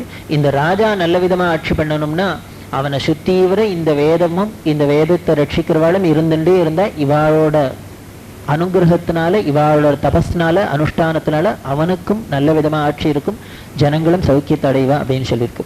அதாவது ஒரு பிராமணன் தான் பண்ற அனுஷ்டானம் எதுவுமே தனக்காக மட்டும் இல்லை, அதுதான் இவனோட சிறப்பு. இவனை முதல்ல தூக்கி வச்சதுன்னா ஏதோ காரணம் இல்லாத அப்படின்னு ஏமாந்து போய் எல்லாரும் தூக்கி கொடுத்துருவா இல்லை. ஏன்னுன்னா அவனோட அனுஷ்டானம் இவன் எதை பண்ணினாலும் என்ன பண்றான், ஒரு சந்தியாவந்தனம் பண்ணும்னா கூட மமோபாத்த சமஸ்த துர்தக்ஷேத்வரா ஸ்ரீ பரமேஸ்வர பிரீத்தியத்தம் அப்படின்னு தான் சொல்றான். இவன் பண்ற சங்கல்பம் எல்லாம் எதுக்கு சொல்றான்னா பரமேஸ்வரனோட பிரீதிக்காக நான் இதை பண்றேன் அப்படின்னு. எனக்கு பிரீதினோ, என் ஆம்டையானுக்கு பிரீதினோ, இல்லை என் பிள்ளைக்கு பிரீதினோ, என் பொண்ணுக்கு பிரீதினோ யாரானு சங்கல்பம் பண்றமா? நம்ம பாரியா பிரீத்தியத்தம் கரிஷ்யாமி ஏதானு சொல்றமா? ஒரு சங்கல்பம் கிடையாது. பரமேஸ்வர பிரீத்தியத்தம் அப்படின்னு தான் சொல்றான். இப்படி சரி பண்றதுதான் இவனோட பிடிச்சிருக்கோ பிடிக்கல, இவனோட பிரீதிக்கா இல்லைன்னு ஈஸ்வர பிரீதிக்கு பண்ணினாலும் அந்த பண்ணினால் இவன் தானே கஷ்டப்பட்டு பண்ணினான். இவ்வளவு பரிசிரமப்பட்டு காசை செலவழிச்சு பணத்தை செலவழிச்சு உடம்பால வருத்தின்னு இத்தனையும் பண்ணினானே, இப்படி பண்ணினத்தையான தூக்கி தான் அக்கௌண்ட்ல போட்டுக்கிறானோ அதுவும் இல்லை. கடைசியில என்ன பண்றான், நாராயணாயேது சமர்ப்பியாமேன்னு ஊத்திட்டு போயிடுறான் அவர்கள. என்ன அழகா நம்ம மதத்துல நம்ம தேசத்துல அப்படி கோத்து வச்சிருக்கா அப்படிங்கிற இந்த கதம்பத்தை இந்த சைலியை பார்த்தாலே அழகா இருக்கு. இந்த எப்படி அந்த மூர்த்திகளோட அபேதத்தை நமக்கு கொண்டு வர அப்படின்னா ஆரம்பிக்கத்தே பரமேஸ்வர பிரீத்தியத்தம்ங்கிற பரமேஸ்வரனோட பிரீத்தி அப்படின்னது அவர்கிட்ட தானே கொடுக்கணும். சம்ப சிவாயத்து சமர்ப்பியாமின்னு தானே ஊத்தணும். இல்லை, நாராயணாயேது சமர்ப்பியாமின. அட அசடே, ரெண்டும் ஒண்ணுதான்டா. இப்படி பேரு தான் 2-3 வச்சுட்டு இருக்கோம். ஒருத்தர் சித்தப்பாங்கிற, ஒருத்தர் மாமாங்கிறோம், ஒருத்தர் அத்திம்பேர்னு கூப்பிடுறோம். எல்லாரும் கூப்பிட்டாலும் என்ன ஒத்தனை தானே கூப்பிடலாம். அது மாதிரி பரமாத்மா ஒண்ணுதான் இப்படி எல்லாம் நீ கூப்பிட்டு இருக்க. அதனால அவனோட பிரீத்திக்கு பண்ணினா இவனோட பாதத்துல கொண்டு போடுற. சரி, இப்ப நாராயணாயத்தை சமர்ப்பியாமின்னு இப்படி அத்தனை பேர் பண்றது, சின்ன சின்ன விஷயத்திலேருந்து ஆரம்பிச்சு யாகயஜ்யமா இருந்தாலும் நாராயணாயத்தை சமர்ப்பியாமின்னு போட்டா அவர் என்ன பண்ணுவார்? இத்தனையும் வாங்கி வாங்கி வச்சுட்டு ஏதான அவர் அக்கௌண்ட்ல தனியா போட்டு மகாலட்சுமிக்கு ஏதான அடிக்க பண்ணி போடுறாரா? அவர்கிட்ட ஏன் கொடுக்கணும் அப்படின்னா அதுக்கு காரணம் இருக்கு. ஏன்னா இந்த லோகத்தை பரிபாலனம் பண்ற மூர்த்தி சாட்சாத் ஸ்ரீமன் நாராயணன். அவர் எல்லாருக்கும் அவளுக்கு இனிமே சாப்பாடு போட்டு தண்ணி கொடுத்து எல்லாம் பண்ணி பரிபாலனை பண்ணோம்னா இவர் எங்க போய் சொந்தமா சம்பாதிச்சுன்னு வந்து காசை சேர்க்கறது? அதனால என்ன பண்றாரு, இப்படி எல்லாரும் கொடுக்குற அக்கௌண்ட்ல, ஜெனரல் பூல் அக்கௌண்ட்ல கொண்டு போட்டுட்டோம்னா அதை வச்சுன்னு லோகத்தை பரிபாலனம் பண்ற. அதனால அவர் ஒழுங்கா பரிபாலனை பண்ணோம்னா எல்லாருக்கும் தண்ணியை கொடுக்கணும், எல்லாருக்கும் மழையை பெய்யணும், எல்லாருக்கும் விளையணும், எல்லாருக்கும் ஒழுங்கா இருக்கணும்னா இங்க நம்ம கொடுத்தாதான் அக்கௌண்ட்ல போட்டோன்னா அவர் டிரா பண்ணி அவருக்கு வித்ட்ரா பண்ண மட்டும்தான் தெரியும். போட டெபாசிட் ஸ்லிப்பே அவர்கிட்ட கிடையாது. அதனால இப்படி நாம பண்ணலைன்னா அவருக்கு என்ன பண்ணிடுறது? கோவம் வந்துடுறது. அவர் என்ன பண்றாரு, உடனே பாரு பேலன்ஸ் குறைஞ்சுட்டே வருது, அடுத்து யாரானு கேட்டேன்னா என்கிட்ட காசு இல்லை, ஒண்ணும் இல்லை, தண்ணி இல்லை, எல்லாரும் லாரியில வாங்குங்கோ. இந்த லாரியிலேயே எத்தனை நாளைக்கு வாங்கி ஓட்ட போறோம்? அதாவது நம்ம இன்னும் பின்னால ஒருத்தர் பழச இன்னும் 15 வருஷம் 20 வருஷத்தை பத்தியே ஒருத்தர் யோசிக்கல. அதுதான் வேடிக்கை நம்மள்ட்ட. இன்னைக்கு லாரியில வாங்கிட்டு இருக்கோம், இந்த லாரி எத்தனை நாளைக்கு ஓட போறது? இந்த பேப்பர்ல எடுத்து பார்த்தேன்னா அதுல பாதாளத்துக்கு போயிட போறதுங்கிற, பூமி அத்தனையும் உடிஞ்சு போயிட போறது, தண்ணி இல்லைங்கிறோம். அப்படின்னா இதை பத்தி யாரானும் நாம பயப்படுறோமா, யோசிக்கிறோமா? இப்படி சிந்திக்கிறதுனா பகுத்தறிவு. அப்படி பார்க்கணும் என்ன பண்ண போறோம் அப்படின்னு. அதனால நாம அப்படி அவர்கிட்ட சமர்ப்பணம் பண்ணினோம்னா, ஏன்னா அவர்கிட்ட ஏன் கொண்டு போடுறோம்னா இப்படி எல்லாத்தையும் வாங்கிண்டது அவர் அத்தனை பேருக்கு சமமா பண்றாரு. அதுக்கு சமையல் உள்ள ஒரு சமயக்காரன் இருந்தார்னா அவர் சமைச்சு அவர் எல்லாருக்கும் ஈக்குவலா அழகா பரமாறிண்டே வர. ஏன்னா அது என்ன இருக்கோ அதுக்கு ஏத்தாப்புல நிறவி பரமாறார் இல்லையா? அது மாதிரி எந்த ஒரு பாரபட்சமும் இல்லாத, தனக்கு வேணுங்கிறவா வேண்டாங்கிறவாங்கிற ஒரு பாரபட்சம் இல்லாத பரமாத்மாவான் இருக்கிறதுனால எல்லாரும் கொடுக்குற அந்த சத்கர்ம பலனை தான் வாங்கிட்டு தான் எல்லாருக்கும், பண்ணினவாளுக்கு பண்ணாதவாளுக்கு, கெடுத்தவாளுக்கு கெடுக்காதவாளுக்குன்னு அத்தனை பேருக்கும் அவர் டிஸ்ட்ரிபியூட் பண்றார். அதனால அவர் காலில் கொண்டு சமர்ப்பிக்கிறோம். அதுதான் இந்த ஒரு பெரிய தர்மத்தோட அனுஷ்டானத்தோட. அதனால நாம பண்றது ஏதோ நாம கடத்தையறதுக்கு, நமக்கு ஞானம் வரத்துக்கு, நமக்கு மோட்சம் வரத்துக்காக மட்டும் இல்லை. அதுக்காக அது கிடையாதுன்னா அதுவும் உண்டு. மெயின் உத்தேசம் எல்லாருக்கும் லோகக்ஷேமார்த்தம், லோகாசமஸ்தா சுகினோ பவந்துன்னு சொன்னது யாரு? நம்ம தானே முதல்ல சொல்லியிருக்கு. லோகமே நன்னா இருக்கட்டும், எல்லாரும் நன்னா இருக்கட்டும், எல்லாரும் நன்னா இருக்கட்டும்னு சொல்றது இங்கேதான் கோஷிக்கிறது. அப்பேற்பட்ட உலகமே நன்னா இருக்கட்டும்ங்கிறதுக்காக தான் நாம பண்றது. அதனால சுவாமி என்ன பண்ற, உலகமே நன்னா இருக்கட்டும்னு இவன் பண்ணியிருக்கான், அதனால அந்த உலகத்துல சேர்ந்தவன் இவனும் ஒருத்தன் தானே, அதனால இவனுக்கு முதல்ல கொடு, ஸ்பெஷல் மார்க் கொடு. இவன் பண்ணிட்டு இவன் எடுத்துக்கிறதுனால மற்றவாள்லாம் பண்ணாத திருடுறதுக்கு சமானம். நம்ம ஒரு நல்ல காரியம் பண்ணி அக்கௌண்ட்ல போடாத நம்ம பாசம் மட்டும் வாங்கிட்டோம்னா எவ்வளவு தோஷம் உண்டோ, அது மாதிரி நம்மளோட அனுஷ்டானங்களை பண்ணாத ஈஸ்வரனோட இந்த உலகத்துல இருக்க இந்த போகியங்களை அனுபவிச்சோம்னா நாம திருடின தோஷம் வருது நமக்கு. அப்படின்லாம் நம்ம சாஸ்திரங்கள்லாம் சொல்றது. அப்பேற்பட்ட நாம அனுஷ்டானம் பண்ணணும் அப்படிங்கிறதான் அவாவாளோட கடமை. அதாவது இந்த கடமையில வேற எதுவுமே இல்லை. நம்ம சாஸ்திரங்கள்லாம் சொன்னது எதுவும் கண்ணா பின்னான்னு சொல்லல, இல்ல வேண்டாத சொல்லல, கொளுத்துறதுக்காக சொல்லல. வர்ணாசிரமம் அப்படின்னா, வர்ணாசிரமம்னா என்ன?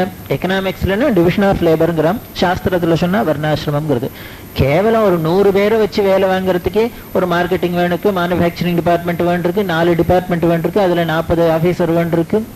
அதுல அவாவாளுக்கு எல்லாருக்கும் ஒரே சம்பளமா, அவாவாளுக்கு ஏத்தாப்புல சம்பளத்துல வித்தியாசம் இருக்கு. இத்தனை வித்தியாசம் பார்க்க வேண்டியிருக்குன்னா ஒரு சின்ன ஒரு அலுவலகத்தை நிர்வாகம் பண்றதுக்கே இவ்வளவு வித்தியாசம் பாரபட்சம்லாம் பார்க்க வேண்டியிருக்குன்னா இப்பேற்பட்ட பிரபஞ்சம் முழுக்களும் காப்பாத்துறதுக்கு, ஒழுங்கா போறதுக்கு எவ்வளவு தினிசான வேணும். அதுல வைக்கப்பட்டதானே வழிய இதுல ஒருத்தரோட கடமை குறைஞ்சாலும் தோஷம், ஒருத்தரோட காரியம் நடக்கலைனாலும் உலகம் நின்றுடும். அவ்வளவுதான். இப்ப நாம ஒன்றும் சந்தியாவந்தனம் இல்லை, நம்ம அனுஷ்டானத்தை பண்ணலன்னா எவ்வளவு மழை பெய்யாது அப்படின்னா, அதே மாதிரி ஒருத்தர் உழவே மாட்டார்னா ஒண்ணுமே வேண்டாம். ஒரு வைசியனோட முக்கியத்துவம் எப்படின்னு ஒரு நாளைக்கு அவள்லாம் கடையை அடைச்சாள்னா தெரிஞ்சுக்கலாம். ஒரு நாளைக்கு பந்துன்னா என்ன திண்டாட்டம் தின்றாரு உலகம் அப்படின்னா அவளோட முக்கியத்துவம் அப்ப தெரியுது. ஒரு நாளைக்கு ஒரு ராஜா இல்ல, ஒரு பிரைம் மினிஸ்டர் இல்லாத நாடு இருக்க முடியுமா? அப்படி அத்தனையும் சமுதாயத்துல உள்ள அத்தனை பேருக்கும் ஈக்குவல் ஸ்டேட்டஸ் தான். அப்ப ஏன் இவனை மட்டும் ஒசந்ததா சொல்லதான் இவன் ரைட் கிளைம் பண்றான் அப்படின்னா வேற ஒண்ணும் இல்ல, வீடு முழுக்க நமக்கு முக்கியம்தான். இருந்தாலும் அதுல ஒரு ரூமை மட்டும் பார்த்து இன்ஷூர் பண்ணிக்கிறோம். அந்த காட்ரேஜ் பீரோருக்கு அந்த ரூமை மட்டும் இழுத்து பூட்டி பாக்குறோம். அப்படின்னா ஏன் அப்படின்னா அந்த காட்ரேஜ் பீரோல என்ன இருக்கு, வெறும் தகர பூட்டி தானே, அதுக்கு எதுக்கு இன்ஷூர் பண்ணிட்டு அதை 100 ரூபா பூட்டை போட்டு அதை இன்னொரு ரூமுக்குள்ள வச்சு பூட்டி இத்தனையும் பண்றோம் அப்படின்னா வேற ஒண்ணும் இல்ல. அந்த தகர பொட்டியா இருந்தாலும் அதுக்குள்ள வைர அடிகை, ஒட்டியானம், கரன்சி நோட்டு, வெள்ளி, பவுன் அத்தனையும் அடுக்கி வச்சிருக்கோம். அதனால உள்ளுக்குள்ள இருக்கிற சாமானால இதை வெளியில இருக்கிற சாமானையும் பத்திரமா பாத்துக்கிறோம். அத மாதிரி இருக்கிறதுலயே வசந்ததான வேதம் இவன்ட்டு இருக்கிறதுனால இவனை தூக்கி ஜாகிரதையா வச்சு முதல்ல வச்சுது. அந்த உள்ளுக்குள்ள இருக்கிற பொட்டியில இருக்கிற சாமான்லாம் எடுத்துட்டோம்னா அப்புறம் அந்த பீரோ யாரான்னு திறந்து போட்டு போயிடும், ஒரு பைய கேர் பண்ண மாட்டான். அத மாதிரி இவன்ட்டு வேதம்ங்கிறது எடுத்தாச்சுன்னா இவனும் அதுல பாதாளத்துக்கு வந்துடுறான். அதனால இவன் மேல போறதோ கீழே வருதோ இவன் கையில தான் இருக்க வழியோ உலகத்தை குத்தம் சொல்லப்படாது. இவன்ட்டு இது இருக்கிற வரைக்கும் வேல்யூபிள் திங்ஸ் இருக்கிற வரைக்கும் உலகம் மதிக்கத்தான் இருக்கும், அது இல்லைன்னா கீழே போடத்தான் போடும். அதனால நாம சரிசமமா எடுத்துக்கிறதுக்கு பழகிக்கணும். அதுதான் பெரியவாளோட பெரிய உபதேசம். அது சொல்லி நாமெல்லாம் இதை தெரிஞ்சுட்டு அவர்களும் குழப்பம் இல்லாத இருக்கும். அதாவது ஒவ்வொரு டிபார்ட்மெண்ட் இருந்ததுன்னா மார்க்கெட்டிங் டிபார்ட்மெண்ட் மேனேஜர் ரொம்ப சாமர்த்தியமா இருக்கலாம், இருந்தா கூட இவரை தானே பினான்ஸ்ல போய் மேட்டர்ல தலையிட்டா அவர் சண்டைக்கு வந்துடுறார். இதுல அது மாதிரி ஒவ்வொரு டிபார்ட்மெண்ட் மேனேஜர் அதுல சாமர்த்தியம் இருந்தாலும் அதுக்குள்ள போய் தலையிடாத இருக்க. ஏன்னா இந்த நிர்வாக குழப்பம் வரப்படாது அப்படிங்கிறதுக்காக. அது மாதிரி நீங்களும் அவாவா டியூட்டியை பண்ணிட்டு இருக்கோம். சுவாமி கீதையில அதான சொல்ற, பரஸ்பரம் உங்களுக்குன்னு இருக்கிற டியூட்டியை பண்ணிட்டே இரு. இதுல நீ பண்றதுனாலதான் அடுத்தவங்க காரியத்தை பார்க்காத இருக்க. அப்படி இல்லைன்னா யாரு வேணா எதை வேணா பண்ணலான்னு ஒரு வீட்டுல 4 பொம்மநாட்டிகள் இருக்கா. மாமியார் வந்து சொல்றா இன்னைக்கு யாரு வேணா சமைக்கலாம் அப்படின்னு சொன்னாலும் வச்சுக்கோ, என்ன ஆகும், ஒருத்தருக்கும் நீங்க சோறு கிடையாது, அவ்வளவுதான். ஒத்தி எவ்வளவுன்னு உள்ள போகல மாட்டா. நான் ஏன் சமைக்கணும், அவதான் சமைக்கட்டுமே அப்படின்பா. அவையும் சமைக்கட்டும், நான் தான். இப்படிதான் இருப்போம். அதாவது ஒரு சமுதாயத்துல 4 பேர் சேர்ற இடத்துல யாரு வேணா இந்த காரியம் பண்ணலான்னு சாய்ஸ் கொடுத்தோன்னா ஒத்துரும் பண்ண மாட்டா. அதனால என்ன மட்டும் நீ தான் ஏன் சமைக்கணும், நீ கரியான இருக்கணும் அப்படின்னு டான்னு சொல்லிட்டோம்னா அத்தோடய குழப்பம் தேர்ந்துடுறது. அது மாதிரிதான் நீத்த பண்ணு, நீத்த பண்ணி, நீத்த பண்ணி, நீத்த பண்ணின்னு சாஸ்திரம் சொல்லித்து. அதை புரிஞ்சுக்காதனாலதான் நாம அதெல்லாம் தோஷிக்கிறமே வழிய, அதை தப்பா புரிஞ்சுட்டுக்குமே வழிய. இந்த தெளிவு வரத்துக்குத்தான் இப்படி ஒரு குருவோட அவதாரம் வந்துருக்கு. அவர் என்ன பண்ணினார், கரடியா என்ன கத்தினார், 100 வருஷமும் இதைத்தான் கத்தினார். அப்படி நமக்கு தெளிவு ஏற்பட முடியுமா ஒரு காலம் வந்தது. இந்த 111 வருஷத்துக்கு முன்னால 1894 அந்த கன்னட தேசத்துல, இது எத்தனையும் எதுக்கு சொன்னேன் அப்படின்னா, இதெல்லாம் அந்த காலத்து ராஜாக்கள் உணர்ந்திருந்ததுனால இந்த சேவப்ப நாயகன் என்ன பண்ணினா, வெளி மாநிலங்கள்லேன்னு உள்ள அந்தணர்கள்லாம் இன்னும் படிச்சவாழ்லாம் கொண்டு வந்து தன்னோட தேசத்துல வச்சு அவளை காப்பாத்திண்டு தர்மம் நிலை நிற்கணும் அப்படின்னு பண்ணிட்டான். அதுல அவனுக்கு மதிமந்திரியா இருந்தவர் கோவிந்த தீக்ஷதர் அப்படிங்கிற ஒரு மகான். இவர் வேதாத்தியானம் பண்ணி நித்திய அக்னிஹோத்திரம் பண்ணின்னு இருந்த பெரிய மகான். அப்படி இருந்தவர் ஒரு மந்திரியா இருந்து அந்த ராஜாவுக்கு தர்மத்தெல்லாம் எடுத்து சொல்லி அந்த நாட்டுல சுபீட்சமா தர்ம வழியில இருக்கும்படியுமா பண்ணினர். அந்த கோவிந்த தீக்ஷர் யாருன்னா கன்னட தேசத்தை சேர்ந்த ஹொய்சாலர். அதனால இந்த கன்னட ஹொய்சாலர் மத்திய இருந்ததுனால, இந்த ராஜாவோட ஆதரவும் இருந்ததுனால என்ன பண்ணினா, மற்ற ஹொய்சாலர்கள்லாமும் இந்த சோழ தேசத்துல வந்து குடியேறினா. இந்த தஞ்சையும் தஞ்சை தரணியை சுத்தி காவேரி கரையில அப்படி வந்த ஒரு குடும்பம் இந்த காவேரி தீரத்துல உயர்ந்த க்ஷேத்திரமான மத்தியார்ஜுனம் அப்படின்னு சொல்லக்கூடிய திருடமருதூர், அந்த திருடமருதூர் க்ஷேத்திரத்துல ஒரு கன்னட ஹொய்சால அந்தனர் மரபு இருந்தது. அதுல சங்கரநாராயண சாஸ்திரிகள் அப்படிங்கிற மகான் இருந்தார். அவரோட வழியில வந்தவர் கணபதி சாஸ்திரிகள் அப்படிங்கிற உத்தமர். இவர் யாரு அப்படின்னா, இவர் தான் மகாபரிவாளோட தாத்தா, அப்பாவோட அப்பா. அவ்வளவு ஆச்சார அனுஷ்டானம் உள்ளவர், தர்ம ருச்சி உள்ளவர். அதுக்கும் மேல அவர் இந்த காமகோடி பீடத்துக்கு குரு சேவை அப்படி பண்ணியிருக்க. தன்னோட ஆயுஸ் முழுக்கலும் இந்த திருடமருதூர்ல இருந்து கும்பகோணத்துக்கு நடந்து வந்து தினம் இவர் குரு கைங்கரியம் பண்ணிட்டார். அப்படி குரு சேவை பண்ணினத்துக்கு என்ன பரிசு கிடைக்கும் அப்படின்னா, இந்த கணபதி சாஸ்திரிலே உதாரணம். அப்படி சின்சியரா நாம குருவுக்கு கைங்கரியம் பண்ணினோம்னா சாட்சாத் பரமேஸ்வரனே நமக்கு பிரேரணா மடியில வந்து தவழற அளவுக்கு நமக்கு இந்த குரு சேவை நம்மள அனுகிரகம் பண்றது, பலனை கொடுக்கறது. அப்படிதான் இந்த கணபதி சாஸ்திரிகள் கைங்கரியம் பண்ணிட்டு வந்தார். அப்பேற்பட்ட இந்த கணபதி சாஸ்திரிகளுக்கு 3 குமாரர்கள். அதுல மூத்தவர் சுப்பிரமணிய சாஸ்திரிங்கிற மகான். இவர் தான் சாட்சாத் பெரியவாளோட பூர்வாசிரம அப்பா. எந்த ஒரு தசரத மகாராஜாவுக்கு பாக்கியம் கிடைச்சதோ, எந்த ஒரு வசுதேவருக்கு கிடைச்சதோ, எந்த ஒரு நந்தகோபனுக்கு கிடைச்சதோ, எந்த ஒரு சிவகுருவுக்கு கிடைச்சதோ, எந்த ஒரு காசியபருக்கு கிடைச்சதோ, அப்பேற்பட்ட பாக்கியத்தை பண்ணினவர் இந்த சுப்பிரமணிய சாஸ்திரிகள். இது பித்ருவம்சம். அப்பா வழி வம்சம் எவ்வளவு பெருமைன்னா, அம்மா வழி வம்சம் இதுக்கு மேல உயர்ந்தது. இந்த முன்னமே சொன்ன அந்த கோவிந்த தீட்சிதரோட வம்சம் தான் பெரியவாளோட அம்மா வழி வம்சம். இந்த கோவிந்த தீட்சிதர் வழியில நாகேஸ்வர சாஸ்திரிகள் அப்படிங்கிற ஒரு மகான் இருந்தார். இவா தங்கி இருந்தது இந்த கும்பகோணத்துக்கு மேற்க பஞ்சநத கஷேத்திரம்னு சொல்லக்கூடிய பூ கைலாசம்னு சொல்லக்கூடிய இந்த திருவையாத்துக்கு கிழக்க ஈச்சங்குடி அப்படின்னு இருக்கு, கர்ஜூரபுரி அப்படின்னு க்ஷேத்திரம். அந்த ஈச்சங்குடியில இந்த நாகேஸ்வர சாஸ்திரிகள் வம்சம் தங்கி இருந்தது. இந்த நாகேஸ்வர சாஸ்திரிகள் தான் பெரியவாளோட அம்மா வழி தாத்தா, அம்மாவோட அப்பா இந்த நாகேஸ்வர சாஸ்திரிகள். இந்த நாகேஸ்வர சாஸ்திரிகளுக்கு 2 குமாரிகள். அதுல 2வது குமாரி தான் மாதுஸ்ரீ மகாலட்சுமி அம்மான்னு சொல்லக்கூடிய பெரியவாளோட பூர்வாசிரம அம்மா.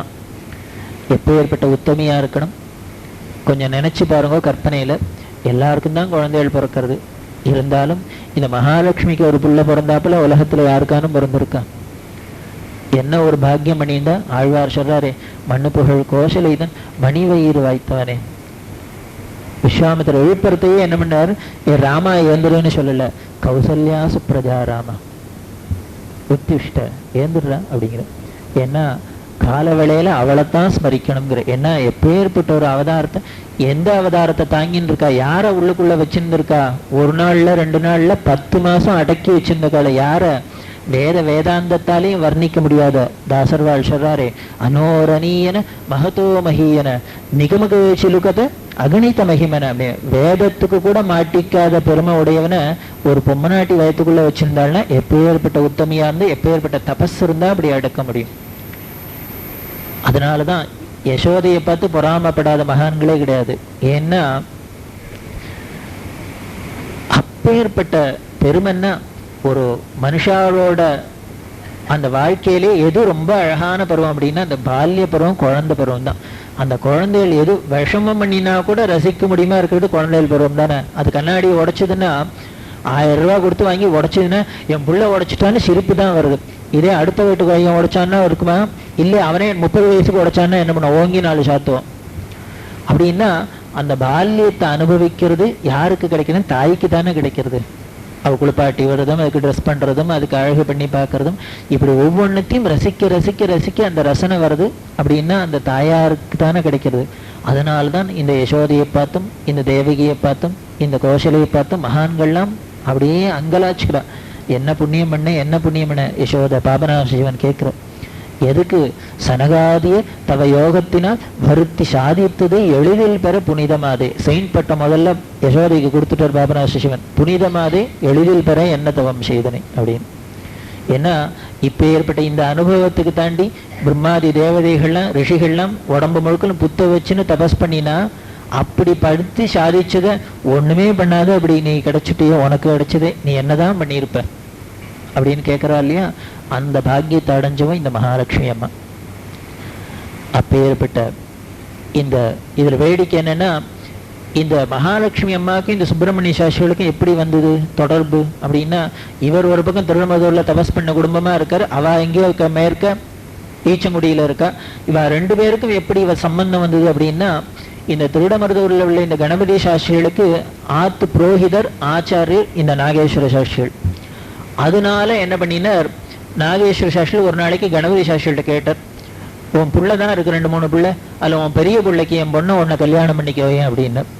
இப்போ கணபதி சாஸ்திரிகளுக்கு ரொம்ப ஆச்சரியம், நம்மளோட ஆத்து வாத்தியார் வந்து தன்னோட பொண்ணை தன் பிள்ளைக்கு தரேங்கிறான்னு. உடனே சந்தோஷமா இவாளுக்கு விதிப்படி ஈச்சங்குடிங்கிற இடத்துல கல்யாணம் ஆச்சு. இந்த சுப்பிரமணிய சாஸ்திரிகளும் மகாலட்சுமி அம்மாக்கும் இவ கல்யாணமாகி இல்லறத்தை நல்லறமா நடத்தின்னு வந்தா அப்படின்னா சொல்ல தெரியுது. அதுக்கு மேல வர்ணிக்க தெரியல.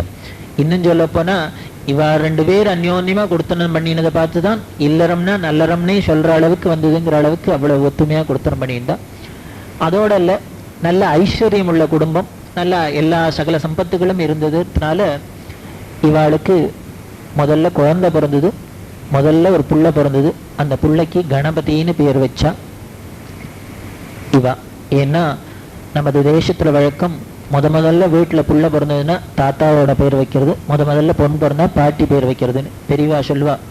இந்த உறவுலேருந்தே தெரியும்.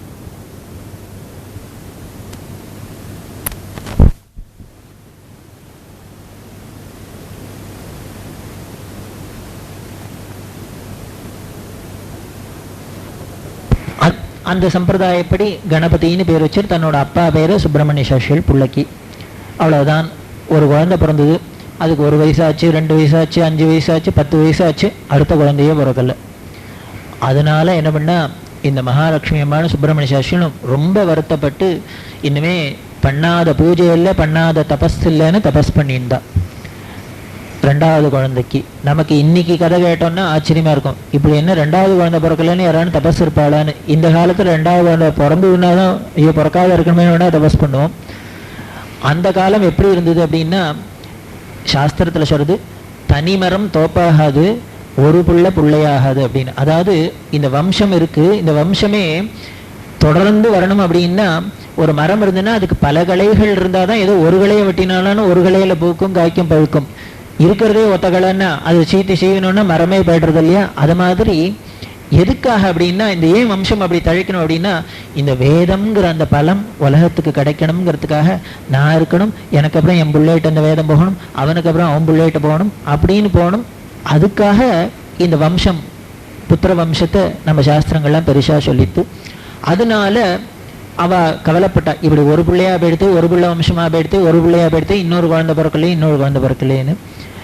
ஏன் இப்படி 10 வருஷம் தவிக்க விட்டு இவர் பிறக்கணும் அப்படின்னா, இப்போ சாதாரணமாக ஒரு அவதாரம் பண்ணுறதா இருந்தால் லேசில் பொத்துன்னு குச்சிடுவாரா, ஆட்டோவில் இறங்கிடுவாரா, அதுக்கு உண்டான கொஞ்சம் பிஹேவ் பண்ணிட்டாதானே சௌரியமாக இருக்கு. அதனால இருக்கட்டும். ஏன்னா ஒரு அவதாரத்தை பிள்ளைய அடைய போறான்னா கொஞ்ச நாளைக்கு அவ அந்த புத்திரனை இல்லாத பண்ணி பார்க்கட்டுமே. அந்த தபஸ் பண்ணி பார்த்து இந்த ஏங்கிட்டு ஒன்று கிடைச்சாதான் கைக்கு நமக்கு அதோட பெருமை தெரியுமே வழிய, ஒரு பிரயாசம் இல்லாத தொப்புன்னு வந்துடுத்துனா பெரிய நமக்கு அமிர்தமே கைக்கு வந்தாலும் நமக்கு அலட்சியமா போயிடும். அதனால ஒரு பிள்ளையா பிறக்கிறதுக்கு மற்றவாள்லாம் இவரான இப்போவான 10 வருஷம் தான் வாட விட்டார். ஒரு தசரதரை என்ன வாட்டு போட்டு வதக்கி விட்டு பிறந்தார். இல்லை ஒரு தேவகிக்கு பிறந்தார். என்ன கஷ்டப்பட்டா. ஏதானு 7 பிள்ளைய பிறகு ஒரு புள்ளைன்னு தன் வயத்துல பிறங்க தங்குமாங்கிற அளவுக்கு அழவிட்டார் இல்லையா? இப்படி ஒவ்வொரு அவதாரத்திலையும் சுவாமி அவ அந்த அப்பா அம்மாவை கொஞ்சம் சோதனை பண்ணித்தான் தான் அங்கே போயிருக்க. ஏன்னா அப்பதான் அவ ஜென்மா முழுக்களும் தன்னை மறக்க முடியாத இருக்கணும் அப்படிங்கிறதுக்காக. அதனால 10 வருஷம் தபஸ் இருந்தா. பொதுவாகவே இந்த கன்னடக்காரா தெலுங்காளுக்கெல்லாம் பூஜை உபவாசம் இதுக்கெல்லாம் கேட்கவே வேண்டாம். அதுல பொதுவாகவே இது ஆச்சார அனுஷ்டானம் உள்ள பக்தி நிறைஞ்ச குடும்பமா இருந்ததுனால இப்படி தபஸ் பண்றதே இவாளோட 10 வருஷ தபப்பலன். இவாளோட தபப்பலன் மட்டும் இல்லை, நாம எல்லாரும் சேர்ந்து பண்ணின தபஸும் சேர்ந்து இருக்கு. அதனால ஏன்னா இவா பண்ணின தபஸ் 13 வருஷம் வரைக்கும் தான் தாக்கு பிடிச்சது. நாம பண்ணின தபஸ் 87 வருஷம் வரைக்கும் தாக்கு பிடிச்சது. இது 87 வருஷம் வருஷ கணக்கு தான் சொல்றேன். அதுக்கப்புறம் எத்தனை யுகம் ஆனாலும் இது இருக்கும். அப்படின்னா நம்ம பண்ணின தபஸும் சேர்ந்து பழிச்சுது இந்த 1894 வருஷம் மே மாதம் 20ஆம் தேதி. அப்படி இந்த மாத்திரு வம்சம் பித்ரு வம்சம் அவ்வளவு உயர்ந்த வம்சம். அதுல இவர்களுக்கு 2வது குமாரனா சாட்சாத் பெரியவா பிறந்தா. அதுலேயே பாருங்க இவ அவதாரம். இந்த ஷண்மத ஸ்தாபனாச்சாரி இதுக்கப்புறம் தான் என்ன பண்ணார். அதுக்கப்புறம் பெரியவாளுக்கு கிடுகிடுன்னு அந்த குடும்பத்துல 4 குழந்தை பிறந்தது. அதுதான் வேடிக்கை. இப்படி முதல்ல ஒரு குழந்தை பிறந்துட்டு 10 வருஷம் ஒண்ணுமே இல்லாத இருந்த வீட்டுல இவர் பிறந்தாரோ இல்லையோ திடுன்னு மீதி 4 பேரையும் வெளியில எடுத்துன்னு வந்துட்டார். அதுல பெரியவாளுக்கு அப்புறம் லலிதாம்பான்னு ஒரு சகோதரி, அதுக்கப்புறம் சாம்பமூர்த்தி சாஸ்திரிகள்னு ஒரு தம்பி, அப்புறம் சதாசிவம்னு ஒரு தம்பி, அப்புறம் கிருஷ்ணமூர்த்தி சாஸ்திரிகள்னு ஒரு தம்பி, 3 தம்பி, ஒரு அண்ணா, ஒரு தங்க, 6 குழந்தை. இந்த சுப்பிரமணிய சாஸ்திரிகள் வேடிக்கையா இருக்கு. இவ அவதாரம் பண்ணினது இவ பெரியவா சாட்சாத் ஆதிசங்கர அவதாரம்னு சொன்னோம் இல்லையா? அதே மாதிரி இவ குடும்பத்துல பிறந்ததுலேருந்தே ஷண்மத ஸ்தாபனாச்சாரியானாதான் வந்துருக்கா. இதுல பிறந்தது 6 குழந்தை. 6 குழந்தையும் ஷண்மதம் மாதிரி பிறந்தது.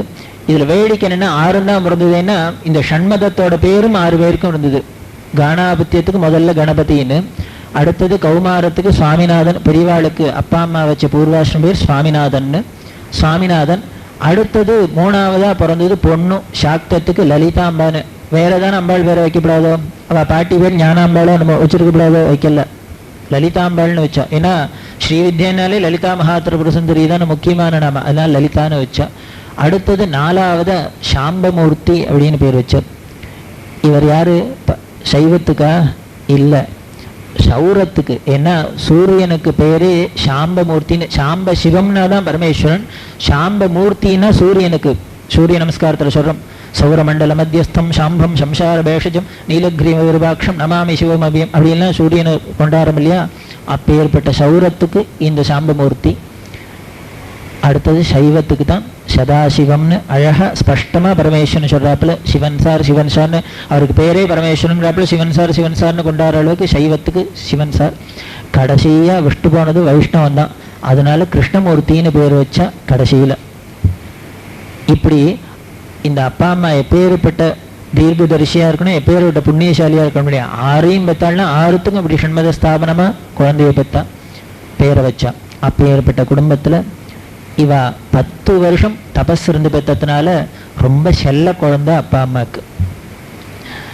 இவர் செல்ல குழந்தை மட்டும்தான், செல்ல கழவரான்னா இருந்தார். இவர் 90 வயசு 100 வயசுலயே நமக்கெல்லாம் செல்லமா இருந்தார். அப்படின்னா இவர் 5 வயசுலையும் 10 வயசுலையும் ஏன் செல்ல குழந்தையா இருந்திருக்க மாட்டார்? அப்படி ஆனந்தப்பட்டா. இவ மட்டும் ஆனந்தப்படலை, இவ இருந்த ஊரு இந்த கோகுலம் எங்க வளர்ந்தது, இந்த கிருஷ்ணாவதாரத்துல எங்க வளர்ந்தார்னா திண்டிவனம்னு சொல்லக்கூடிய இந்த கோகுலத்துல தான் வளர்ந்தார் இவர்.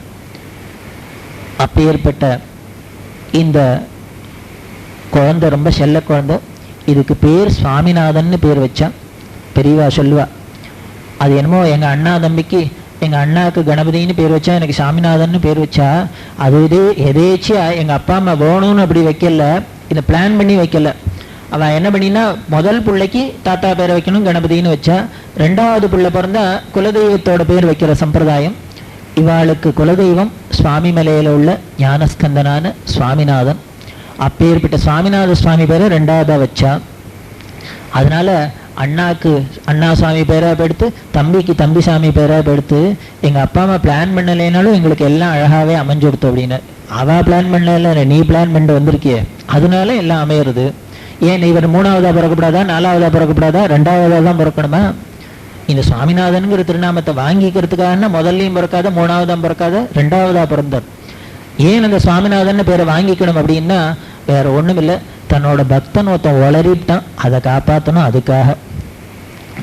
அது யாரு வளரினா? புது கதையா இருக்கு அப்படின்னா, யாரானும் கேள்விப்பட்டிருக்கல, முருகனை பார்த்து மகாலட்சுமிக்கு பிள்ளைன்னு சொன்னவா யாரானும் உண்டா? புராணமே தெரியாதவங்களும் சொல்ல மாட்டான். பார்வதியோட பிள்ளை, பார்வதியோட பிள்ளை, அம்பாவோட பிள்ளைன்னு தான் சொல்லும். ஆனா ஒருத்தர் மட்டும் சொன்னார், மகாலட்சுமிக்கு பிள்ளையேன்னு கூப்பிட்டார். யாருன்னா வேற ஒருத்தரும் இல்லை, புராணம் தெரியாதவர் இல்லை, விஷயம் தெரியாதவர் இல்லை, நன்னா தெரிஞ்சவர் அருணகிரிநாதர். இவர் பல க்ஷேத்திரங்கள்ல போய் பாடின்னு வந்தார் முருகனை. இந்த சுவாமி மலைன்னு சொல்லக்கூடிய இந்த ஏரகத்துக்கு வந்தார், திருவேரகத்துக்கு. அங்க சுவாமிநாதனை பார்த்தார். அவன் எப்படி நிற்கிறான்?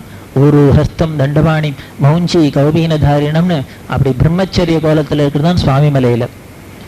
அந்த பிரம்மச்சாரியான அந்த பிரம்மவித்தை பார்த்தோன்னே இவருக்கு ஞாபகம் வந்துடுத்து. உடனே என்ன பண்ணினார், அந்த திருப்புகழில் சுவாமி மலையில வார்குழைச்சருகி அப்படின்னு ஒரு திருப்புகள் இருக்க ஆரம்பிச்சு அதுல கடைசியில முடிச்சர். ஏரக வெற்பெனும் அற்புதமிக்க சுவாமி மலைப்பதி நிற்கும் ராஜத லக்ஷண லட்சுமி பெற்றருள் தம்பிரானே அப்படின்னு. எங்கேயா மகாலட்சுமி பெத்தா பிள்ளையா ஒன்று? ராஜத லட்சண லட்சுமி பெற்றோள் தம்பிரானே அப்படின்னா அருணகிரிநாதர் மகானோல்யோ, நீ இப்போ சுவாமிநாதனா இருக்க, இன்னும் பின்னால 1000 வருஷத்துக்கு 100 வருஷத்துக்கு அப்புறம் பிறக்க போறிய விழுப்புரத்துல போய் மகாலட்சுமிக்கு பிள்ளையா? அதுக்கு நான் முந்தின்னு விடுறேன். உன்னோட அவதாரத்தை யாரு முதல்ல சொல்லணும்னா நான் தான் சொன்னதா இருக்கணும். அதனால என்னோட சுவாமிநாதன் குருவா அவதாரம் பண்ண போறான்னு நான் தான் முதல்ல சொன்னதா இருக்கணுங்கிறதுக்காக சொன்னார் போல இருக்கு. இது ஒரு இடத்துல சொல்ல, இந்த சுவாமி மலையில பல தொகுப்புகள் பாடியிருக்கார். அதுல 2ல மட்டும் இதை சொன்னார். மகாலட்சுமிக்கு பிள்ளையும் மகாலட்சுமி பிள்ளைன்னு 2 இடத்துலையும் சொல்லியிருக்கார். அப்படின்னா அதுல சொன்னதுலையும் எல்லாத்துலையும் பெருமாளேன்னு முடிப்பார், இங்க மட்டும் தம்பிரானேன்னு முடிச்சார். ஏன்னா நீ சுவாமிநாதனா மகாலட்சுமி பிள்ளையா பிறக்க போற, ஆனா இப்படி மகாலட்சுமியோட பிள்ளையா மட்டும் இல்லாத பின்னால மொட்டை விட்டு அடிச்சுன்னு தம்பிரானா பெரிய சன்னிதானமா பேட போறோங்கிறதுனால போல இருக்கு. பெருமாளேன்னு சொல்லாத ரொம்ப ஓப்பனா சொல்லிட்டா நம்ம பெரியவாளேன்னு சொன்னாப்புல வச்சுட்டாக்க போறதேங்கிறதுனால அப்படி மாத்தி ஒரு மடாதிபதியா சொல்லணுங்கிறதுக்கு தம்பிரான்னு யாரும் மடாதிபதிகளை தானே நம்ம சொல்ற வழக்கம். அதனால மகாலட்சுமி பிள்ளையா பிறந்து மடாதிபதியா ஆக போறான்னு ரெண்டுத்தையும் சொல்லிவிட்டு அருணகிரிநாதர். அப்படி இந்த அருணகிரி சொல்லிட்டான்னு சுவாமிநாத சுவாமி பார்த்தால் அடாடா இப்படி மகாலட்சுமி பிள்ளைன்னு நம்மளை சொல்லிவிட்டானே அப்படின்னு பார்த்தார். சரி, மகாலட்சுமிக்கு பிள்ளையா ரெண்டாவதா பிறந்தாதான் இந்த பேரை வாங்கிக்க முடியும் சுவாமிநாதன், இல்லைன்னா வேற பேரா போயிடுங்கிறதுக்குனால இப்படி ரெண்டாவதா பிறந்தார். அப்படி இவரோட நாம விசேஷம். இந்த ஷண்மதத்திலையும் என்ன சொல்லியிருக்கு அப்படின்னா, பஞ்சபூதங்களுக்கு 5 தத்துவமா 5 சுவாமி சொல்லியிருக்கு. கானாபத்தியம், சைவம், இன்னும் வைஷ்ணவம், சாக்தம், இந்த சௌரம், இது 5 பஞ்சபூதங்களுக்கு 5 தத்துவம். இந்த பஞ்சபூத தத்துவங்களையும் உலகத்துக்கு காமிக்கக்கூடிய ஞானத்துக்கு கொடுக்கக்கூடிய குருநாதன் சாட்சாத் சுவாமிநாதன். அதனால முருகனை தான் குருன்னே சொல்லியிருக்கு. சுவாமிங்கிற பேரே அமரத்துல முருகனுக்கு தான் சொல்லியிருக்கு. அதே மாதிரி இந்த குருவா சாஸ்திரங்கள்ல முருகனை தான் சொல்லியிருக்கு. அதனாலதான் குரு குஹாயன்னு தீட்சிதர் தன்னோட முத்திரையிலேயே குருவா போட்டுட்டார். இந்த குரு வேற இல்லை, முருகன் வேற இல்லை. அப்பேற்பட்ட குருவா இந்த சுவாமிநாதன் வந்ததுதான் பின்னால ஜெகத்குருவா நமக்கெல்லாம் கிடைச்ச. அப்படி இருக்க இவ அவதாரம் பண்ணின குடும்பம் தான் பெருமைன்னு இல்லை, இவ பேரு தான் பெருமைன்னு இல்லை, எல்லாமே பெருமை தான். இவ பிறந்த வருஷம் ஜெய வருஷம். 60 வருஷத்துலேயே அழகான பேர் ஜெய வருஷம் தானே. இன்னும் ஏதாவது ருத்ரோத்காரி ரத்தாட்சின்னு ஏதாவது கண்ணாபின்னான்னு பேரா இருக்கப்படாதோ, இல்லாத ஜெய வருஷத்துல பிறந்தா. ஏன்னா இவர் தர்மத்தை சம்ஸ்தாபனம்னா பண்ண போறார். தர்மத்தை பிடிச்சாக்க அவனுக்கு வெற்றி தான், ஜெயம்தான், விஜயம்தான். அப்படிங்கிறதுனால இவ ஜெய வருஷத்துல பிறந்தா. இவ பிறந்த வருஷமே வெற்றியா இருக்கிறதுனால இவ பண்ணினது எல்லாமே ஜெயமாவே இருக்கு. அப்பேற்பட்ட ஜெய வருஷம் வைகாசி மாசத்துல பிறந்தா பெரியவா. உங்களுக்கெல்லாம் தெரியும் இந்த முருக சம்பந்தம் திருப்பி வந்து வருது. ஏன்னா வைசாகம்னாலே விஷாகங்கிற பேரே முருகனுக்கு தான். அப்பேற்பட்ட வைசாக மாசத்துல இவ பிறந்த அவதாரம் பண்ணின ருத்து குசுமாகரம் அப்படின்னு சொல்லக்கூடிய வசந்த ருது. 6 ருத்துலேயே ரொம்ப அழகான ருத்து, எல்லாருக்கும் ஹிதத்தை கொடுக்கக்கூடியது வசந்த ருது. ஏன்னா அப்பதான் மல்லி முல்லை முதலான சுகந்த புஷ்பங்கள் அத்தனையும் புஷ்பிச்சிருக்கும். மாம்பழம், பலாப்பழம், இது மாதிரி வாய்க்கு ருச்சியான பழங்கள் அத்தனையும் அப்பதான் கிடைக்கும். இப்படி எல்லா விதத்திலையும் ஆனந்தத்தை கொடுக்கக்கூடியது, ஜனங்களுக்கு சந்தோஷத்தை கொடுக்கக்கூடியது வசந்த ருது. அதனாலதான் சாதுக்களை பத்தி சொல்றது. சாதுக்கள் இந்த பூமியில எப்படி இருப்பா அப்படின்னா, சாந்தோ மகாந்தோ நிவசன்னி சந்தகா வசந்தவத்து லோகஹிதம் சரந்தகா. அந்த வசந்த ருத்து எப்படி உலகத்துக்கு அத்தனை பேருக்கும் ஹிதமா நல்லதா சஞ்சரிக்கிறதோ, அது மாதிரி இந்த சாதுக்களும் ஹிதமாவே சஞ்சரிப்பா அப்படின்னு சொல்றது. அப்பேற்பட்ட வசந்த ருத்துவில் அவதாரம் பண்ணினா இல்ல வேடிக்கை சுவாமி என்ன சொல்றார், 6 ருத்துவில் ருத்துனாம் குசுமாகரஹா அப்படின்னு சொல்றார். தன்னோட விபூதியில நான் எப்படி இருப்பேன் அப்படின்னா, ருதுக்குள்ள நான் குசுமமா இருக்கேன், வசந்த ருதுவா இருக்கேன்னு. அப்பேற்பட்ட ஈஸ்வரனே இருக்கிற ருதுவான இந்த வசந்த ருதுல அவதாரம் பண்ணா. இல்ல வேடிக்கை என்னன்னா, பெரியவா கீதையில சொன்ன அவதாரம் பண்ணினது ருத்துவில குசுமாகரமா இருக்கிற ருத்துவில தான்னா சித்தியானது மார்கசீருஷம். ஏன்னா சுவாமி அதையில சொல்ற மாசானாம் மார்கசீருஷம் அப்படின்னு. நான் ருத்துவில வசந்த ருதுவா இருக்கேன், மாசத்துல மார்கழியா இருக்கேன்னு சொல்றாரு இல்லையா. இவ அவதாரம் பண்ணினதும் கீதையில சொன்ன அதே ருத்து, இவ சித்தியானதும் அதே மார்கசீருஷம். அப்பேற்பட்ட வசந்த ருத்துவில் அவதாரம் பண்ணி அவ எப்படி வசந்த ருத்து உலகத்துக்கெல்லாம் சாந்தமா சந்தோஷத்தை கொடுத்துவோ, அது மாதிரி அத்தனை பேருக்கும் ஹிதமா இருந்தாலே அது என்ன பெரியவாளோட ஸ்பெஷாலிட்டி. பெரியவாளை வாயை திறந்து எதிர்மறையா சொன்னவா ஒத்துருமே கிடையாது. வேடிக்கை என்னன்னா, அவ காலகட்டத்துல தான் நாஸ்திகெல்லாம் கொடிகட்டி பறந்த காலத்துல கூட பெரியவாளை ஒருத்தர் வாயை திறந்து சொல்ல முடியல அப்படின்னா, எப்பேற்பட்ட தர்மஸ்வரூபம் நெருப்பா இருந்தா அப்படி இருக்கும். பல பேர் சொல்ல கேட்டிருக்கும். என்ன பண்ணா பரம நாஸ்திக தலைவர்கள்லாம் பெரியவாள்கிட்ட எவ்வளவு பக்தியா இருந்தா பிரியமா இருந்தா அவள்கிட்ட எப்படி சர்டிபிகேட் கொடுத்தாங்க அது பின்னால பார்க்க போறோம். நம்ம நம்ம நினைச்சுக்க வேண்டாம், சார் என்ன சார் அவ சர்டிபிகேட் கொடுத்தா தானே பெரியவாளுக்கு அப்படின்னு. அதுக்காக சொல்லல, அவளும் சர்டிபிகேட் கொடுத்துருக்கா அப்படிங்கிறதான் பெரியவாளோட பெருமைக்கு ஆபரணம்னா அது. அதனால பார்க்க போறோம். அப்படி அத்தனை பேருக்கும் ஹிதமா இருந்ததுதான் பெரியவாளோட அந்த அவதார விசேஷம். அப்படி வசந்த ருத்துவில் அவதாரம் பண்ணினா அனுராதா நட்சத்திரம் 27 நட்சத்திரத்திலேயே அடிச்ச அதிர்ஷ்டம் அனுராதாக்கு. ஏன் அப்படின்னா, இந்த அனுராதாக்கு தான் என்ன பெருமை அப்படின்னா, இந்த வேதத்தின் சாஸ்திரம் தர்மம் இதுக்கு ஆணி வேறு. இந்த வேதம் சாஸ்திரம்னு சொல்றோம் இல்லையோ, இந்த வேதத்துல எதை வசத்தி சொல்றதுன்னா இந்த அனுராதாவை தான் சொல்றது. ஏன்னா எந்த ஒரு நல்ல காரியம் எடுக்கணும் நம்ம பண்ணணும்னாலும் முதல்ல வேத வித்துக்கள்கிட்ட உத்தரவு வாங்கிட்டு பண்ணணும்னு சாஸ்திரம். அதுக்கு பேர் அனுக்ஞை அப்படின்னு பேர். நீங்க எந்த காரியம் ஆரம்பிச்சாலும் உடனே ருத்யாஸ்மஹே நமசோபசத்திய மித்திரதேயம் மித்திரம் நோ அஸ்து அப்படின்னு ஒரு கையில ஒரு தாம்பூலத்தை வச்சுட்டு உத்தரவு வாங்கிக்கணும்.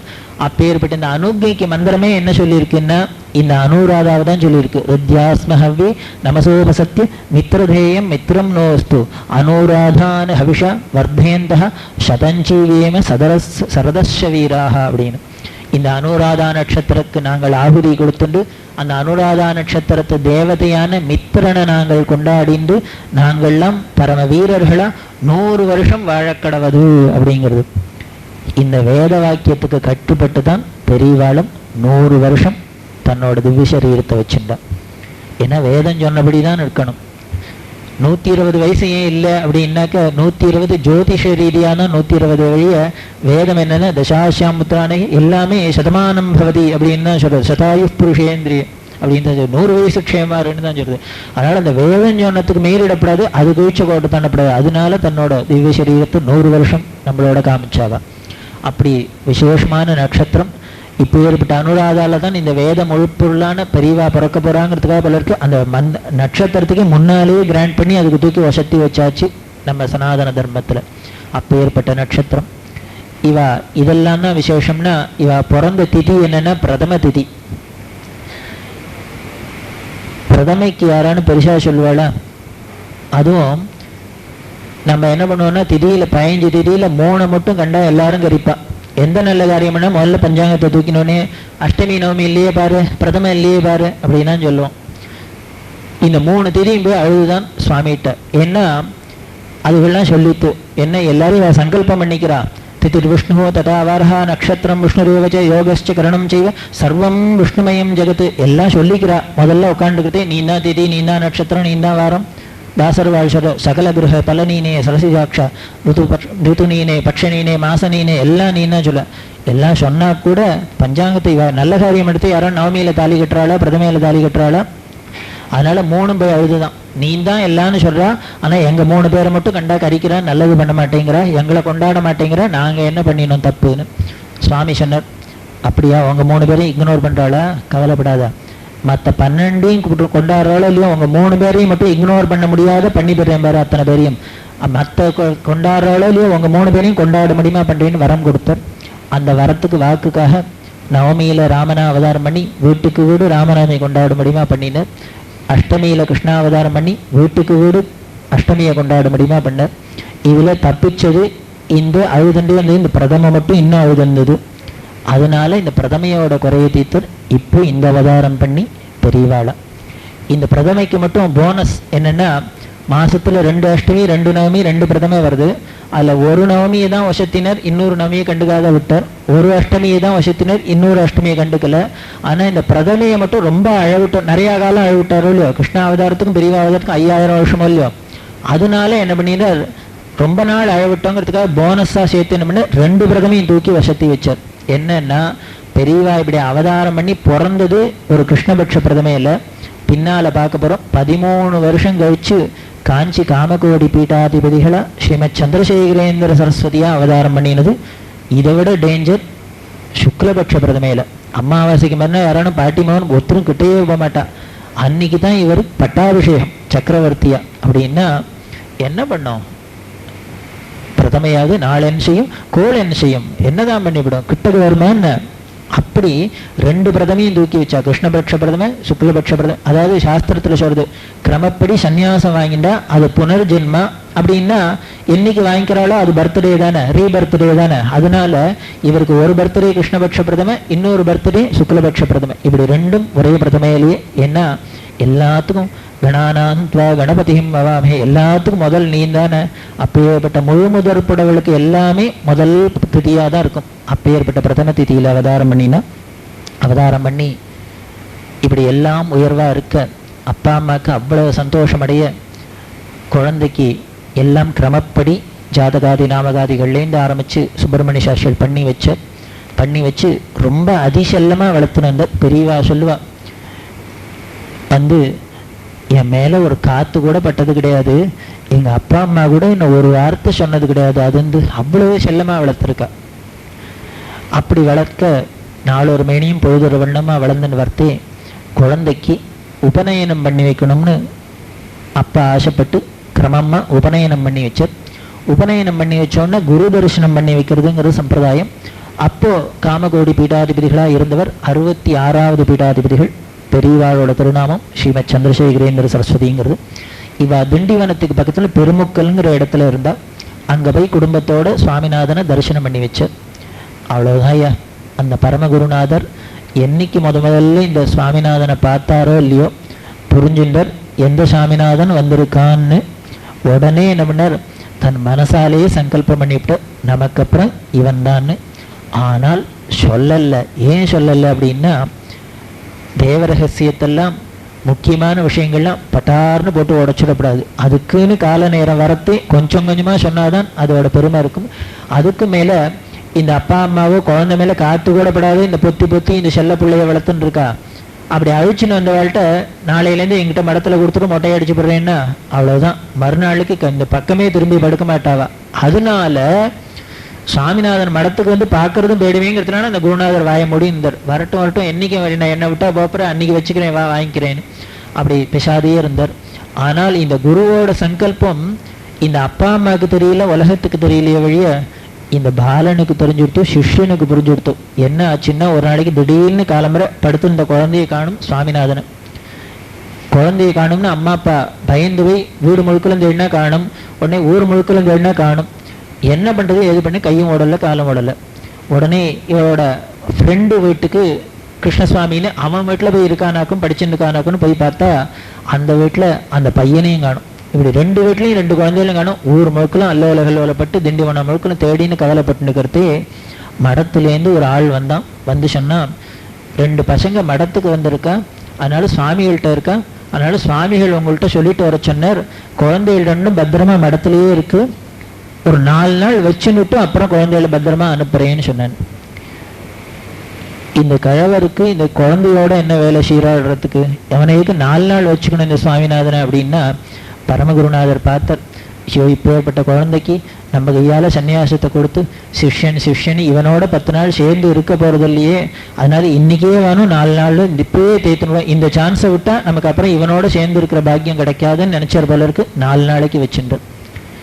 உடனே 4 நாள் கழிச்சு சுவாமிநாதன் என்ன பண்ணா, இந்த குருநாதரை பெருமுக்கல்ல பார்த்தது. அவன் அந்த பெருமுக்கல்லேருந்து அடுத்தது சாரம்ங்கிற இடத்துக்கு போயிட்டா கேம்ப்பு. இந்த குழந்தைக்கு சுவாமிநாதனுக்கு வீட்டில் இருப்பு கொள்ளலை. உடனே என்னம்னா சொல்லிக்காத கொள்ளாத துணைக்கு தன்னோட ஃப்ரெண்டையும் அழிச்சுட்டு சாரத்து கேம்பை பார்க்க போயிட்டான் பெரியவாள்கிட்ட. ஆச்சாரியால் முதல்ல சந்தோஷப்பட்டார். முதல்ல ஆற்றுல சொல்லிட்டு வந்திருக்கியான்னார். சுவாமிநாதன் சொல்ல, இல்லை எனக்கு அம்மா ஆச்சாரியால பார்க்கணும்னு ரொம்ப ஆசையாக இருந்தது, அந்த உந்துதல்ல ஆற்றுல கூட சொல்லலை, நான் வந்துட்டேன் அப்படின்னார். ரொம்ப சந்தோஷப்பட்டார் ஆச்சாரியால். ஏன்னா இப்படி வீட்டை விட்டுட்டு ஓடி வரவர் தானே அவருக்கு வேணும். அப்படி இருந்தது. அப்படி சந்தோஷப்பட்டு உடனே வீட்டுக்கு வந்தான்.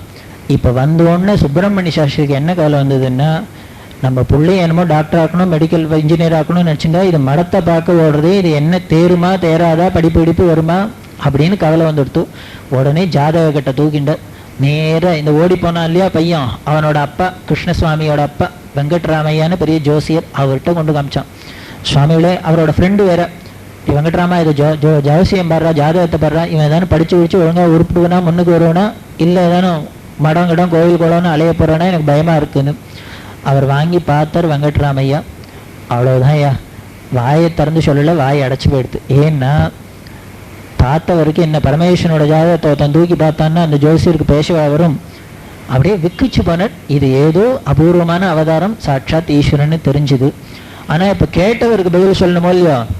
என்ன சொன்னார் சுப்பிரமணியிட்ட, சுப்பிரமணியா நீ கவலையே படாத, உங்க பையனை பத்தி இனிமேல் கவலைப்படுறத விட்டுரு அப்படின்னார்.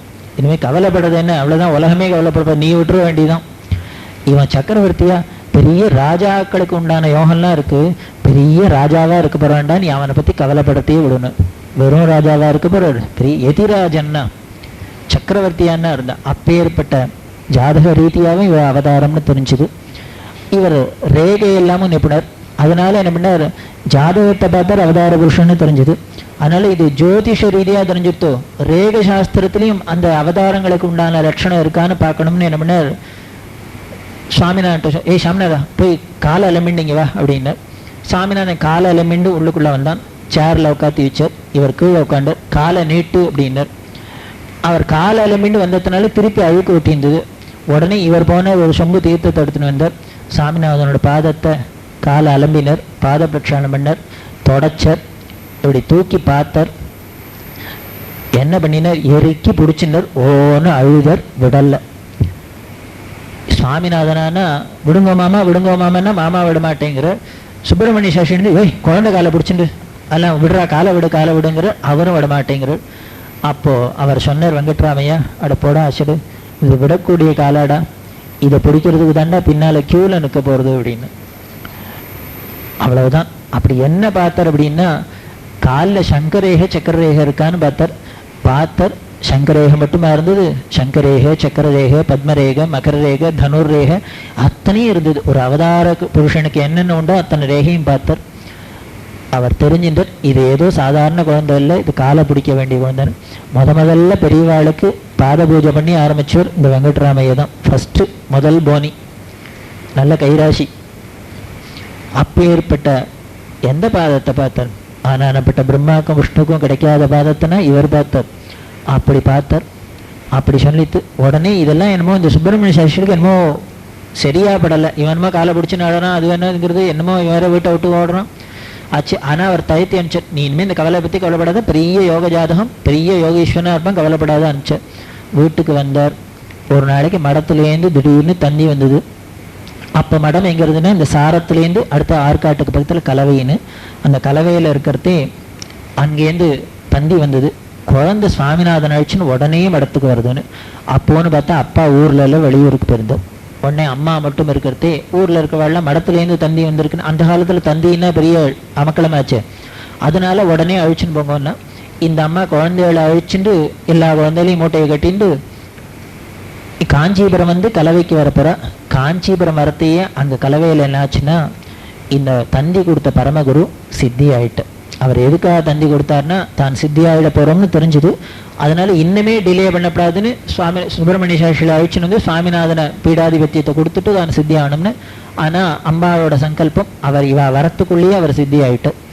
அதனால மடத்தில் பார்த்தா சுவாமிகள் இல்லாத இருக்க முடியாதுங்கிறதுனால இந்த சுவாமிகளுக்கு கைங்கரியம் பண்ணிட்டு லக்ஷ்மிகாந்தன்கிற வேத வித்து அவருக்கு சன்னியாசத்தை கொடுத்து மகாதேவேந்திர சரஸ்வதினு 67வது பீடாதிபதிகளை நியமனம் பண்ணிவிட்டார். இப்போ என்ன பண்ணுறது, பரமகுருநாதன் நினச்சதோ சுவாமிநாதனை, ஆனால் எதேச்சியா அம்பாள் சங்கல்பத்தில் வந்ததோ லக்ஷ்மிகாந்தன். அதனால் இந்த லக்ஷ்மிகாந்தன் பார்த்தார், நம்மளோட குருநாதர் ஆசைப்பட்டது சுவாமிநாதனை, ஆனால் நம்ம ஏதோ எதேச்சியாக நடுப்புற அம்பாள் சங்கல்பத்தில் வந்துட்டோம். ஒரு சிஷ்யனோட கடமை என்னென்னா குரு ஆசைப்பட்டதை நிறைவேற்றி வைக்கணும். அதனால நம்ம இங்கே உட்கார்ந்துருந்தோம்னா நம்ம குரு ஆசைப்பட்ட சுவாமிநாதன் இங்கே வர முடியாதுன்னு என்ன பண்ணார், தானும் 8ஆம் நாளே சித்தி ஆயிட்டு. அவர் ஆரத்தை என்ன பண்ணினார், இப்போ ஆளையே அனுப்பிச்சார், தந்தி கிந்தி கொடுக்கல. உடனே கையோட போய் சுவாமிநாதன் அழிச்சுன்னு வந்துடும் அப்படின்னு சொல்லிட்டு இவ சுவாமிநாதன் அழிச்சுன்னு வர போனால் அதுக்குள்ளே அவர் அங்கே சித்தி ஆயிட்டு. இப்போ பார்த்தா அம்மா பிள்ளையும் எய்த்தாப்பில் கும்பல் போனதையும் குறுக்கன்னு எய்த்தாப்பில் காஞ்சிபுரத்தில் உட்காந்துருக்கா. உடனே இவாளை ஒரு ஸ்திரீ தனியாக இருக்கிறதே அழிச்சுன்னு போனால் அவளுக்கு ஷாக்காக இருக்குங்கிறதுனால சுவாமிநாதனை மட்டும் அழிச்சுட்டு மீதி உடனே சுப்பிரமணிய சாஸ்திரி வந்தோடனே வாங்குவான்னு. உடனே இவ கலவைக்கு போகிறதே அப்பா அம்மா எல்லாரும் வந்தா. உடனே இவா சம்மதத்தோடு இவாளுக்கு ஆசிரமம் கொடுக்கணும்னா எந்த அப்பா அம்மா சம்மதப்படுவா? சாப்பாட்டுக்கு இல்லைன்னா கூட 10 குழந்தை இருந்தாலும் எனக்கு வேண்டாம் ஒரு குழந்தை இந்த ஹிரண்ய கர்ப்பஸ்தன்னு தூக்கி கொடுக்க தருமா எந்த அம்மா பார்க்கணும்? அதனால அம்மாவை சமாதானப்படுத்த முடியல. யார் சமாதானப்படுத்தினா சுவாமிநாதன் தான் படுத்தினார். அம்மாட்ட சொன்னார். அதுக்கு என்ன பண்ணார், 10 நாளைக்கு முன்னாடி சொப்பனம் கண்டார், யானை வந்து மாலை போடுறாப்புல. அம்மாட்ட போய் கேட்டேன், அம்மா நேற்று ராத்திரி சொப்பனம் யானை வந்து மாலை போடுறாப்புல, இதுக்கு என்ன அர்த்தம்னு. மகாலட்சுமி அம்மாவுக்கு ஒரே சந்தோஷம். யானை யாருக்கு மாலை போடும்? பெரிய சக்கரவர்த்திக்கு தான் மாலை போடும். அதனால நீ பெரிய சக்கரவர்த்தியாக போற, நல்ல சொப்பனமாக கண்டிருக்க, என் கண்ணேன்னு திருஷ்டி கழிச்சா. இதை இப்போ சொன்னா சுவாமிநாதன், நீ தானே சொன்ன அன்னைக்கு யானை வந்து மாலை போடுறதுன்னு சொல்லிட்டு நீ பெரிய சக்கரவர்த்தியாக இருக்க போறேன்னு. அப்போ ஏற்பட்ட ராஜயோகம் இதான்னு வச்சுக்கோயே, என்னை விடையும் உலகத்துக்காக அப்படின்னு. பெரியவாள்கிட்ட பேசி ஜெயிச்சா யாரான்னு உண்டா? அந்த அம்மாவும் அப்பாவும் மௌனமாக சம்மதம் கொடுத்தா. அவ்வளவுதான். அன்னைக்கு பார்த்தவா தான் அதுக்கப்புறம் இந்த திவ்ய மங்கள ஸ்வரூபத்தை பிரிஞ்சா. உடனே இவாளோட சம்மதத்தோட இவாளுக்கு பராபவ வருஷம் மாசி மாதம் 2ஆம் தேதி புதன்கிழமை சுக்லபக்ஷ பிரதம திதியில் இவாளுக்கு 1907ஆம் வருஷம் பிப்ரவரி மாதம் 13ஆம் தேதி ஸ்ரீமத் சந்திரசேகரேந்திர சரஸ்வதிங்கிற திருநாமத்தோட கலவையிலே இவாளுக்கு சந்நியாசாசிரமம் கொடுக்கப்பட்டது. கொடுத்து இவா ஜெகத்குருவா அவதாரம் பண்ணினா. அப்படி வந்த பெரியவா தன்னோட குரு பரமகுரு 2 பேருக்கும் செய்ய வேண்டிய காரியங்கள்லாம் முடிச்சுண்டு இவா கும்பகோணம், அப்போ மடம்லாம் தலைமையகம் கும்பகோணத்தில் இருந்தது. அதனால கும்பகோணத்துக்கு போய் பிளவங்க வருஷம் சித்திர மாதம் 27ஆம் தேதி வியாழக்கிழமை இவாளுக்கு காஞ்சி காமகோடி பீடாதிபதியான பட்டாபிஷேகமாச்சு. அப்படி பட்டாபிஷேகமான பிரபு அன்னிலேருந்து தன்னோட அருளாட்சியை இன்னி வரைக்கும் என்னைக்கும் பண்ணிகிட்டே இருக்கா. அப்போ ஏற்பட்ட பிரபுவான பெரியவா சுவாமிநாதனா பிறந்து சந்திரசேகரனா வளர்ந்து நமக்கெல்லாம் வழிகாட்டியா, ஆச்சாரியனா, குருவா, தெய்வமா, அன்னையா, பிதாவா, தந்தையா அத்தனையாவும் இருந்து அனுகிரகம் பண்ணிட்டு இருக்கா. அப்போ ஏற்பட்ட அவளோட மகிமைகள் எல்லாம் நாளையிலேருந்து மீதியை பார்க்கலாம்.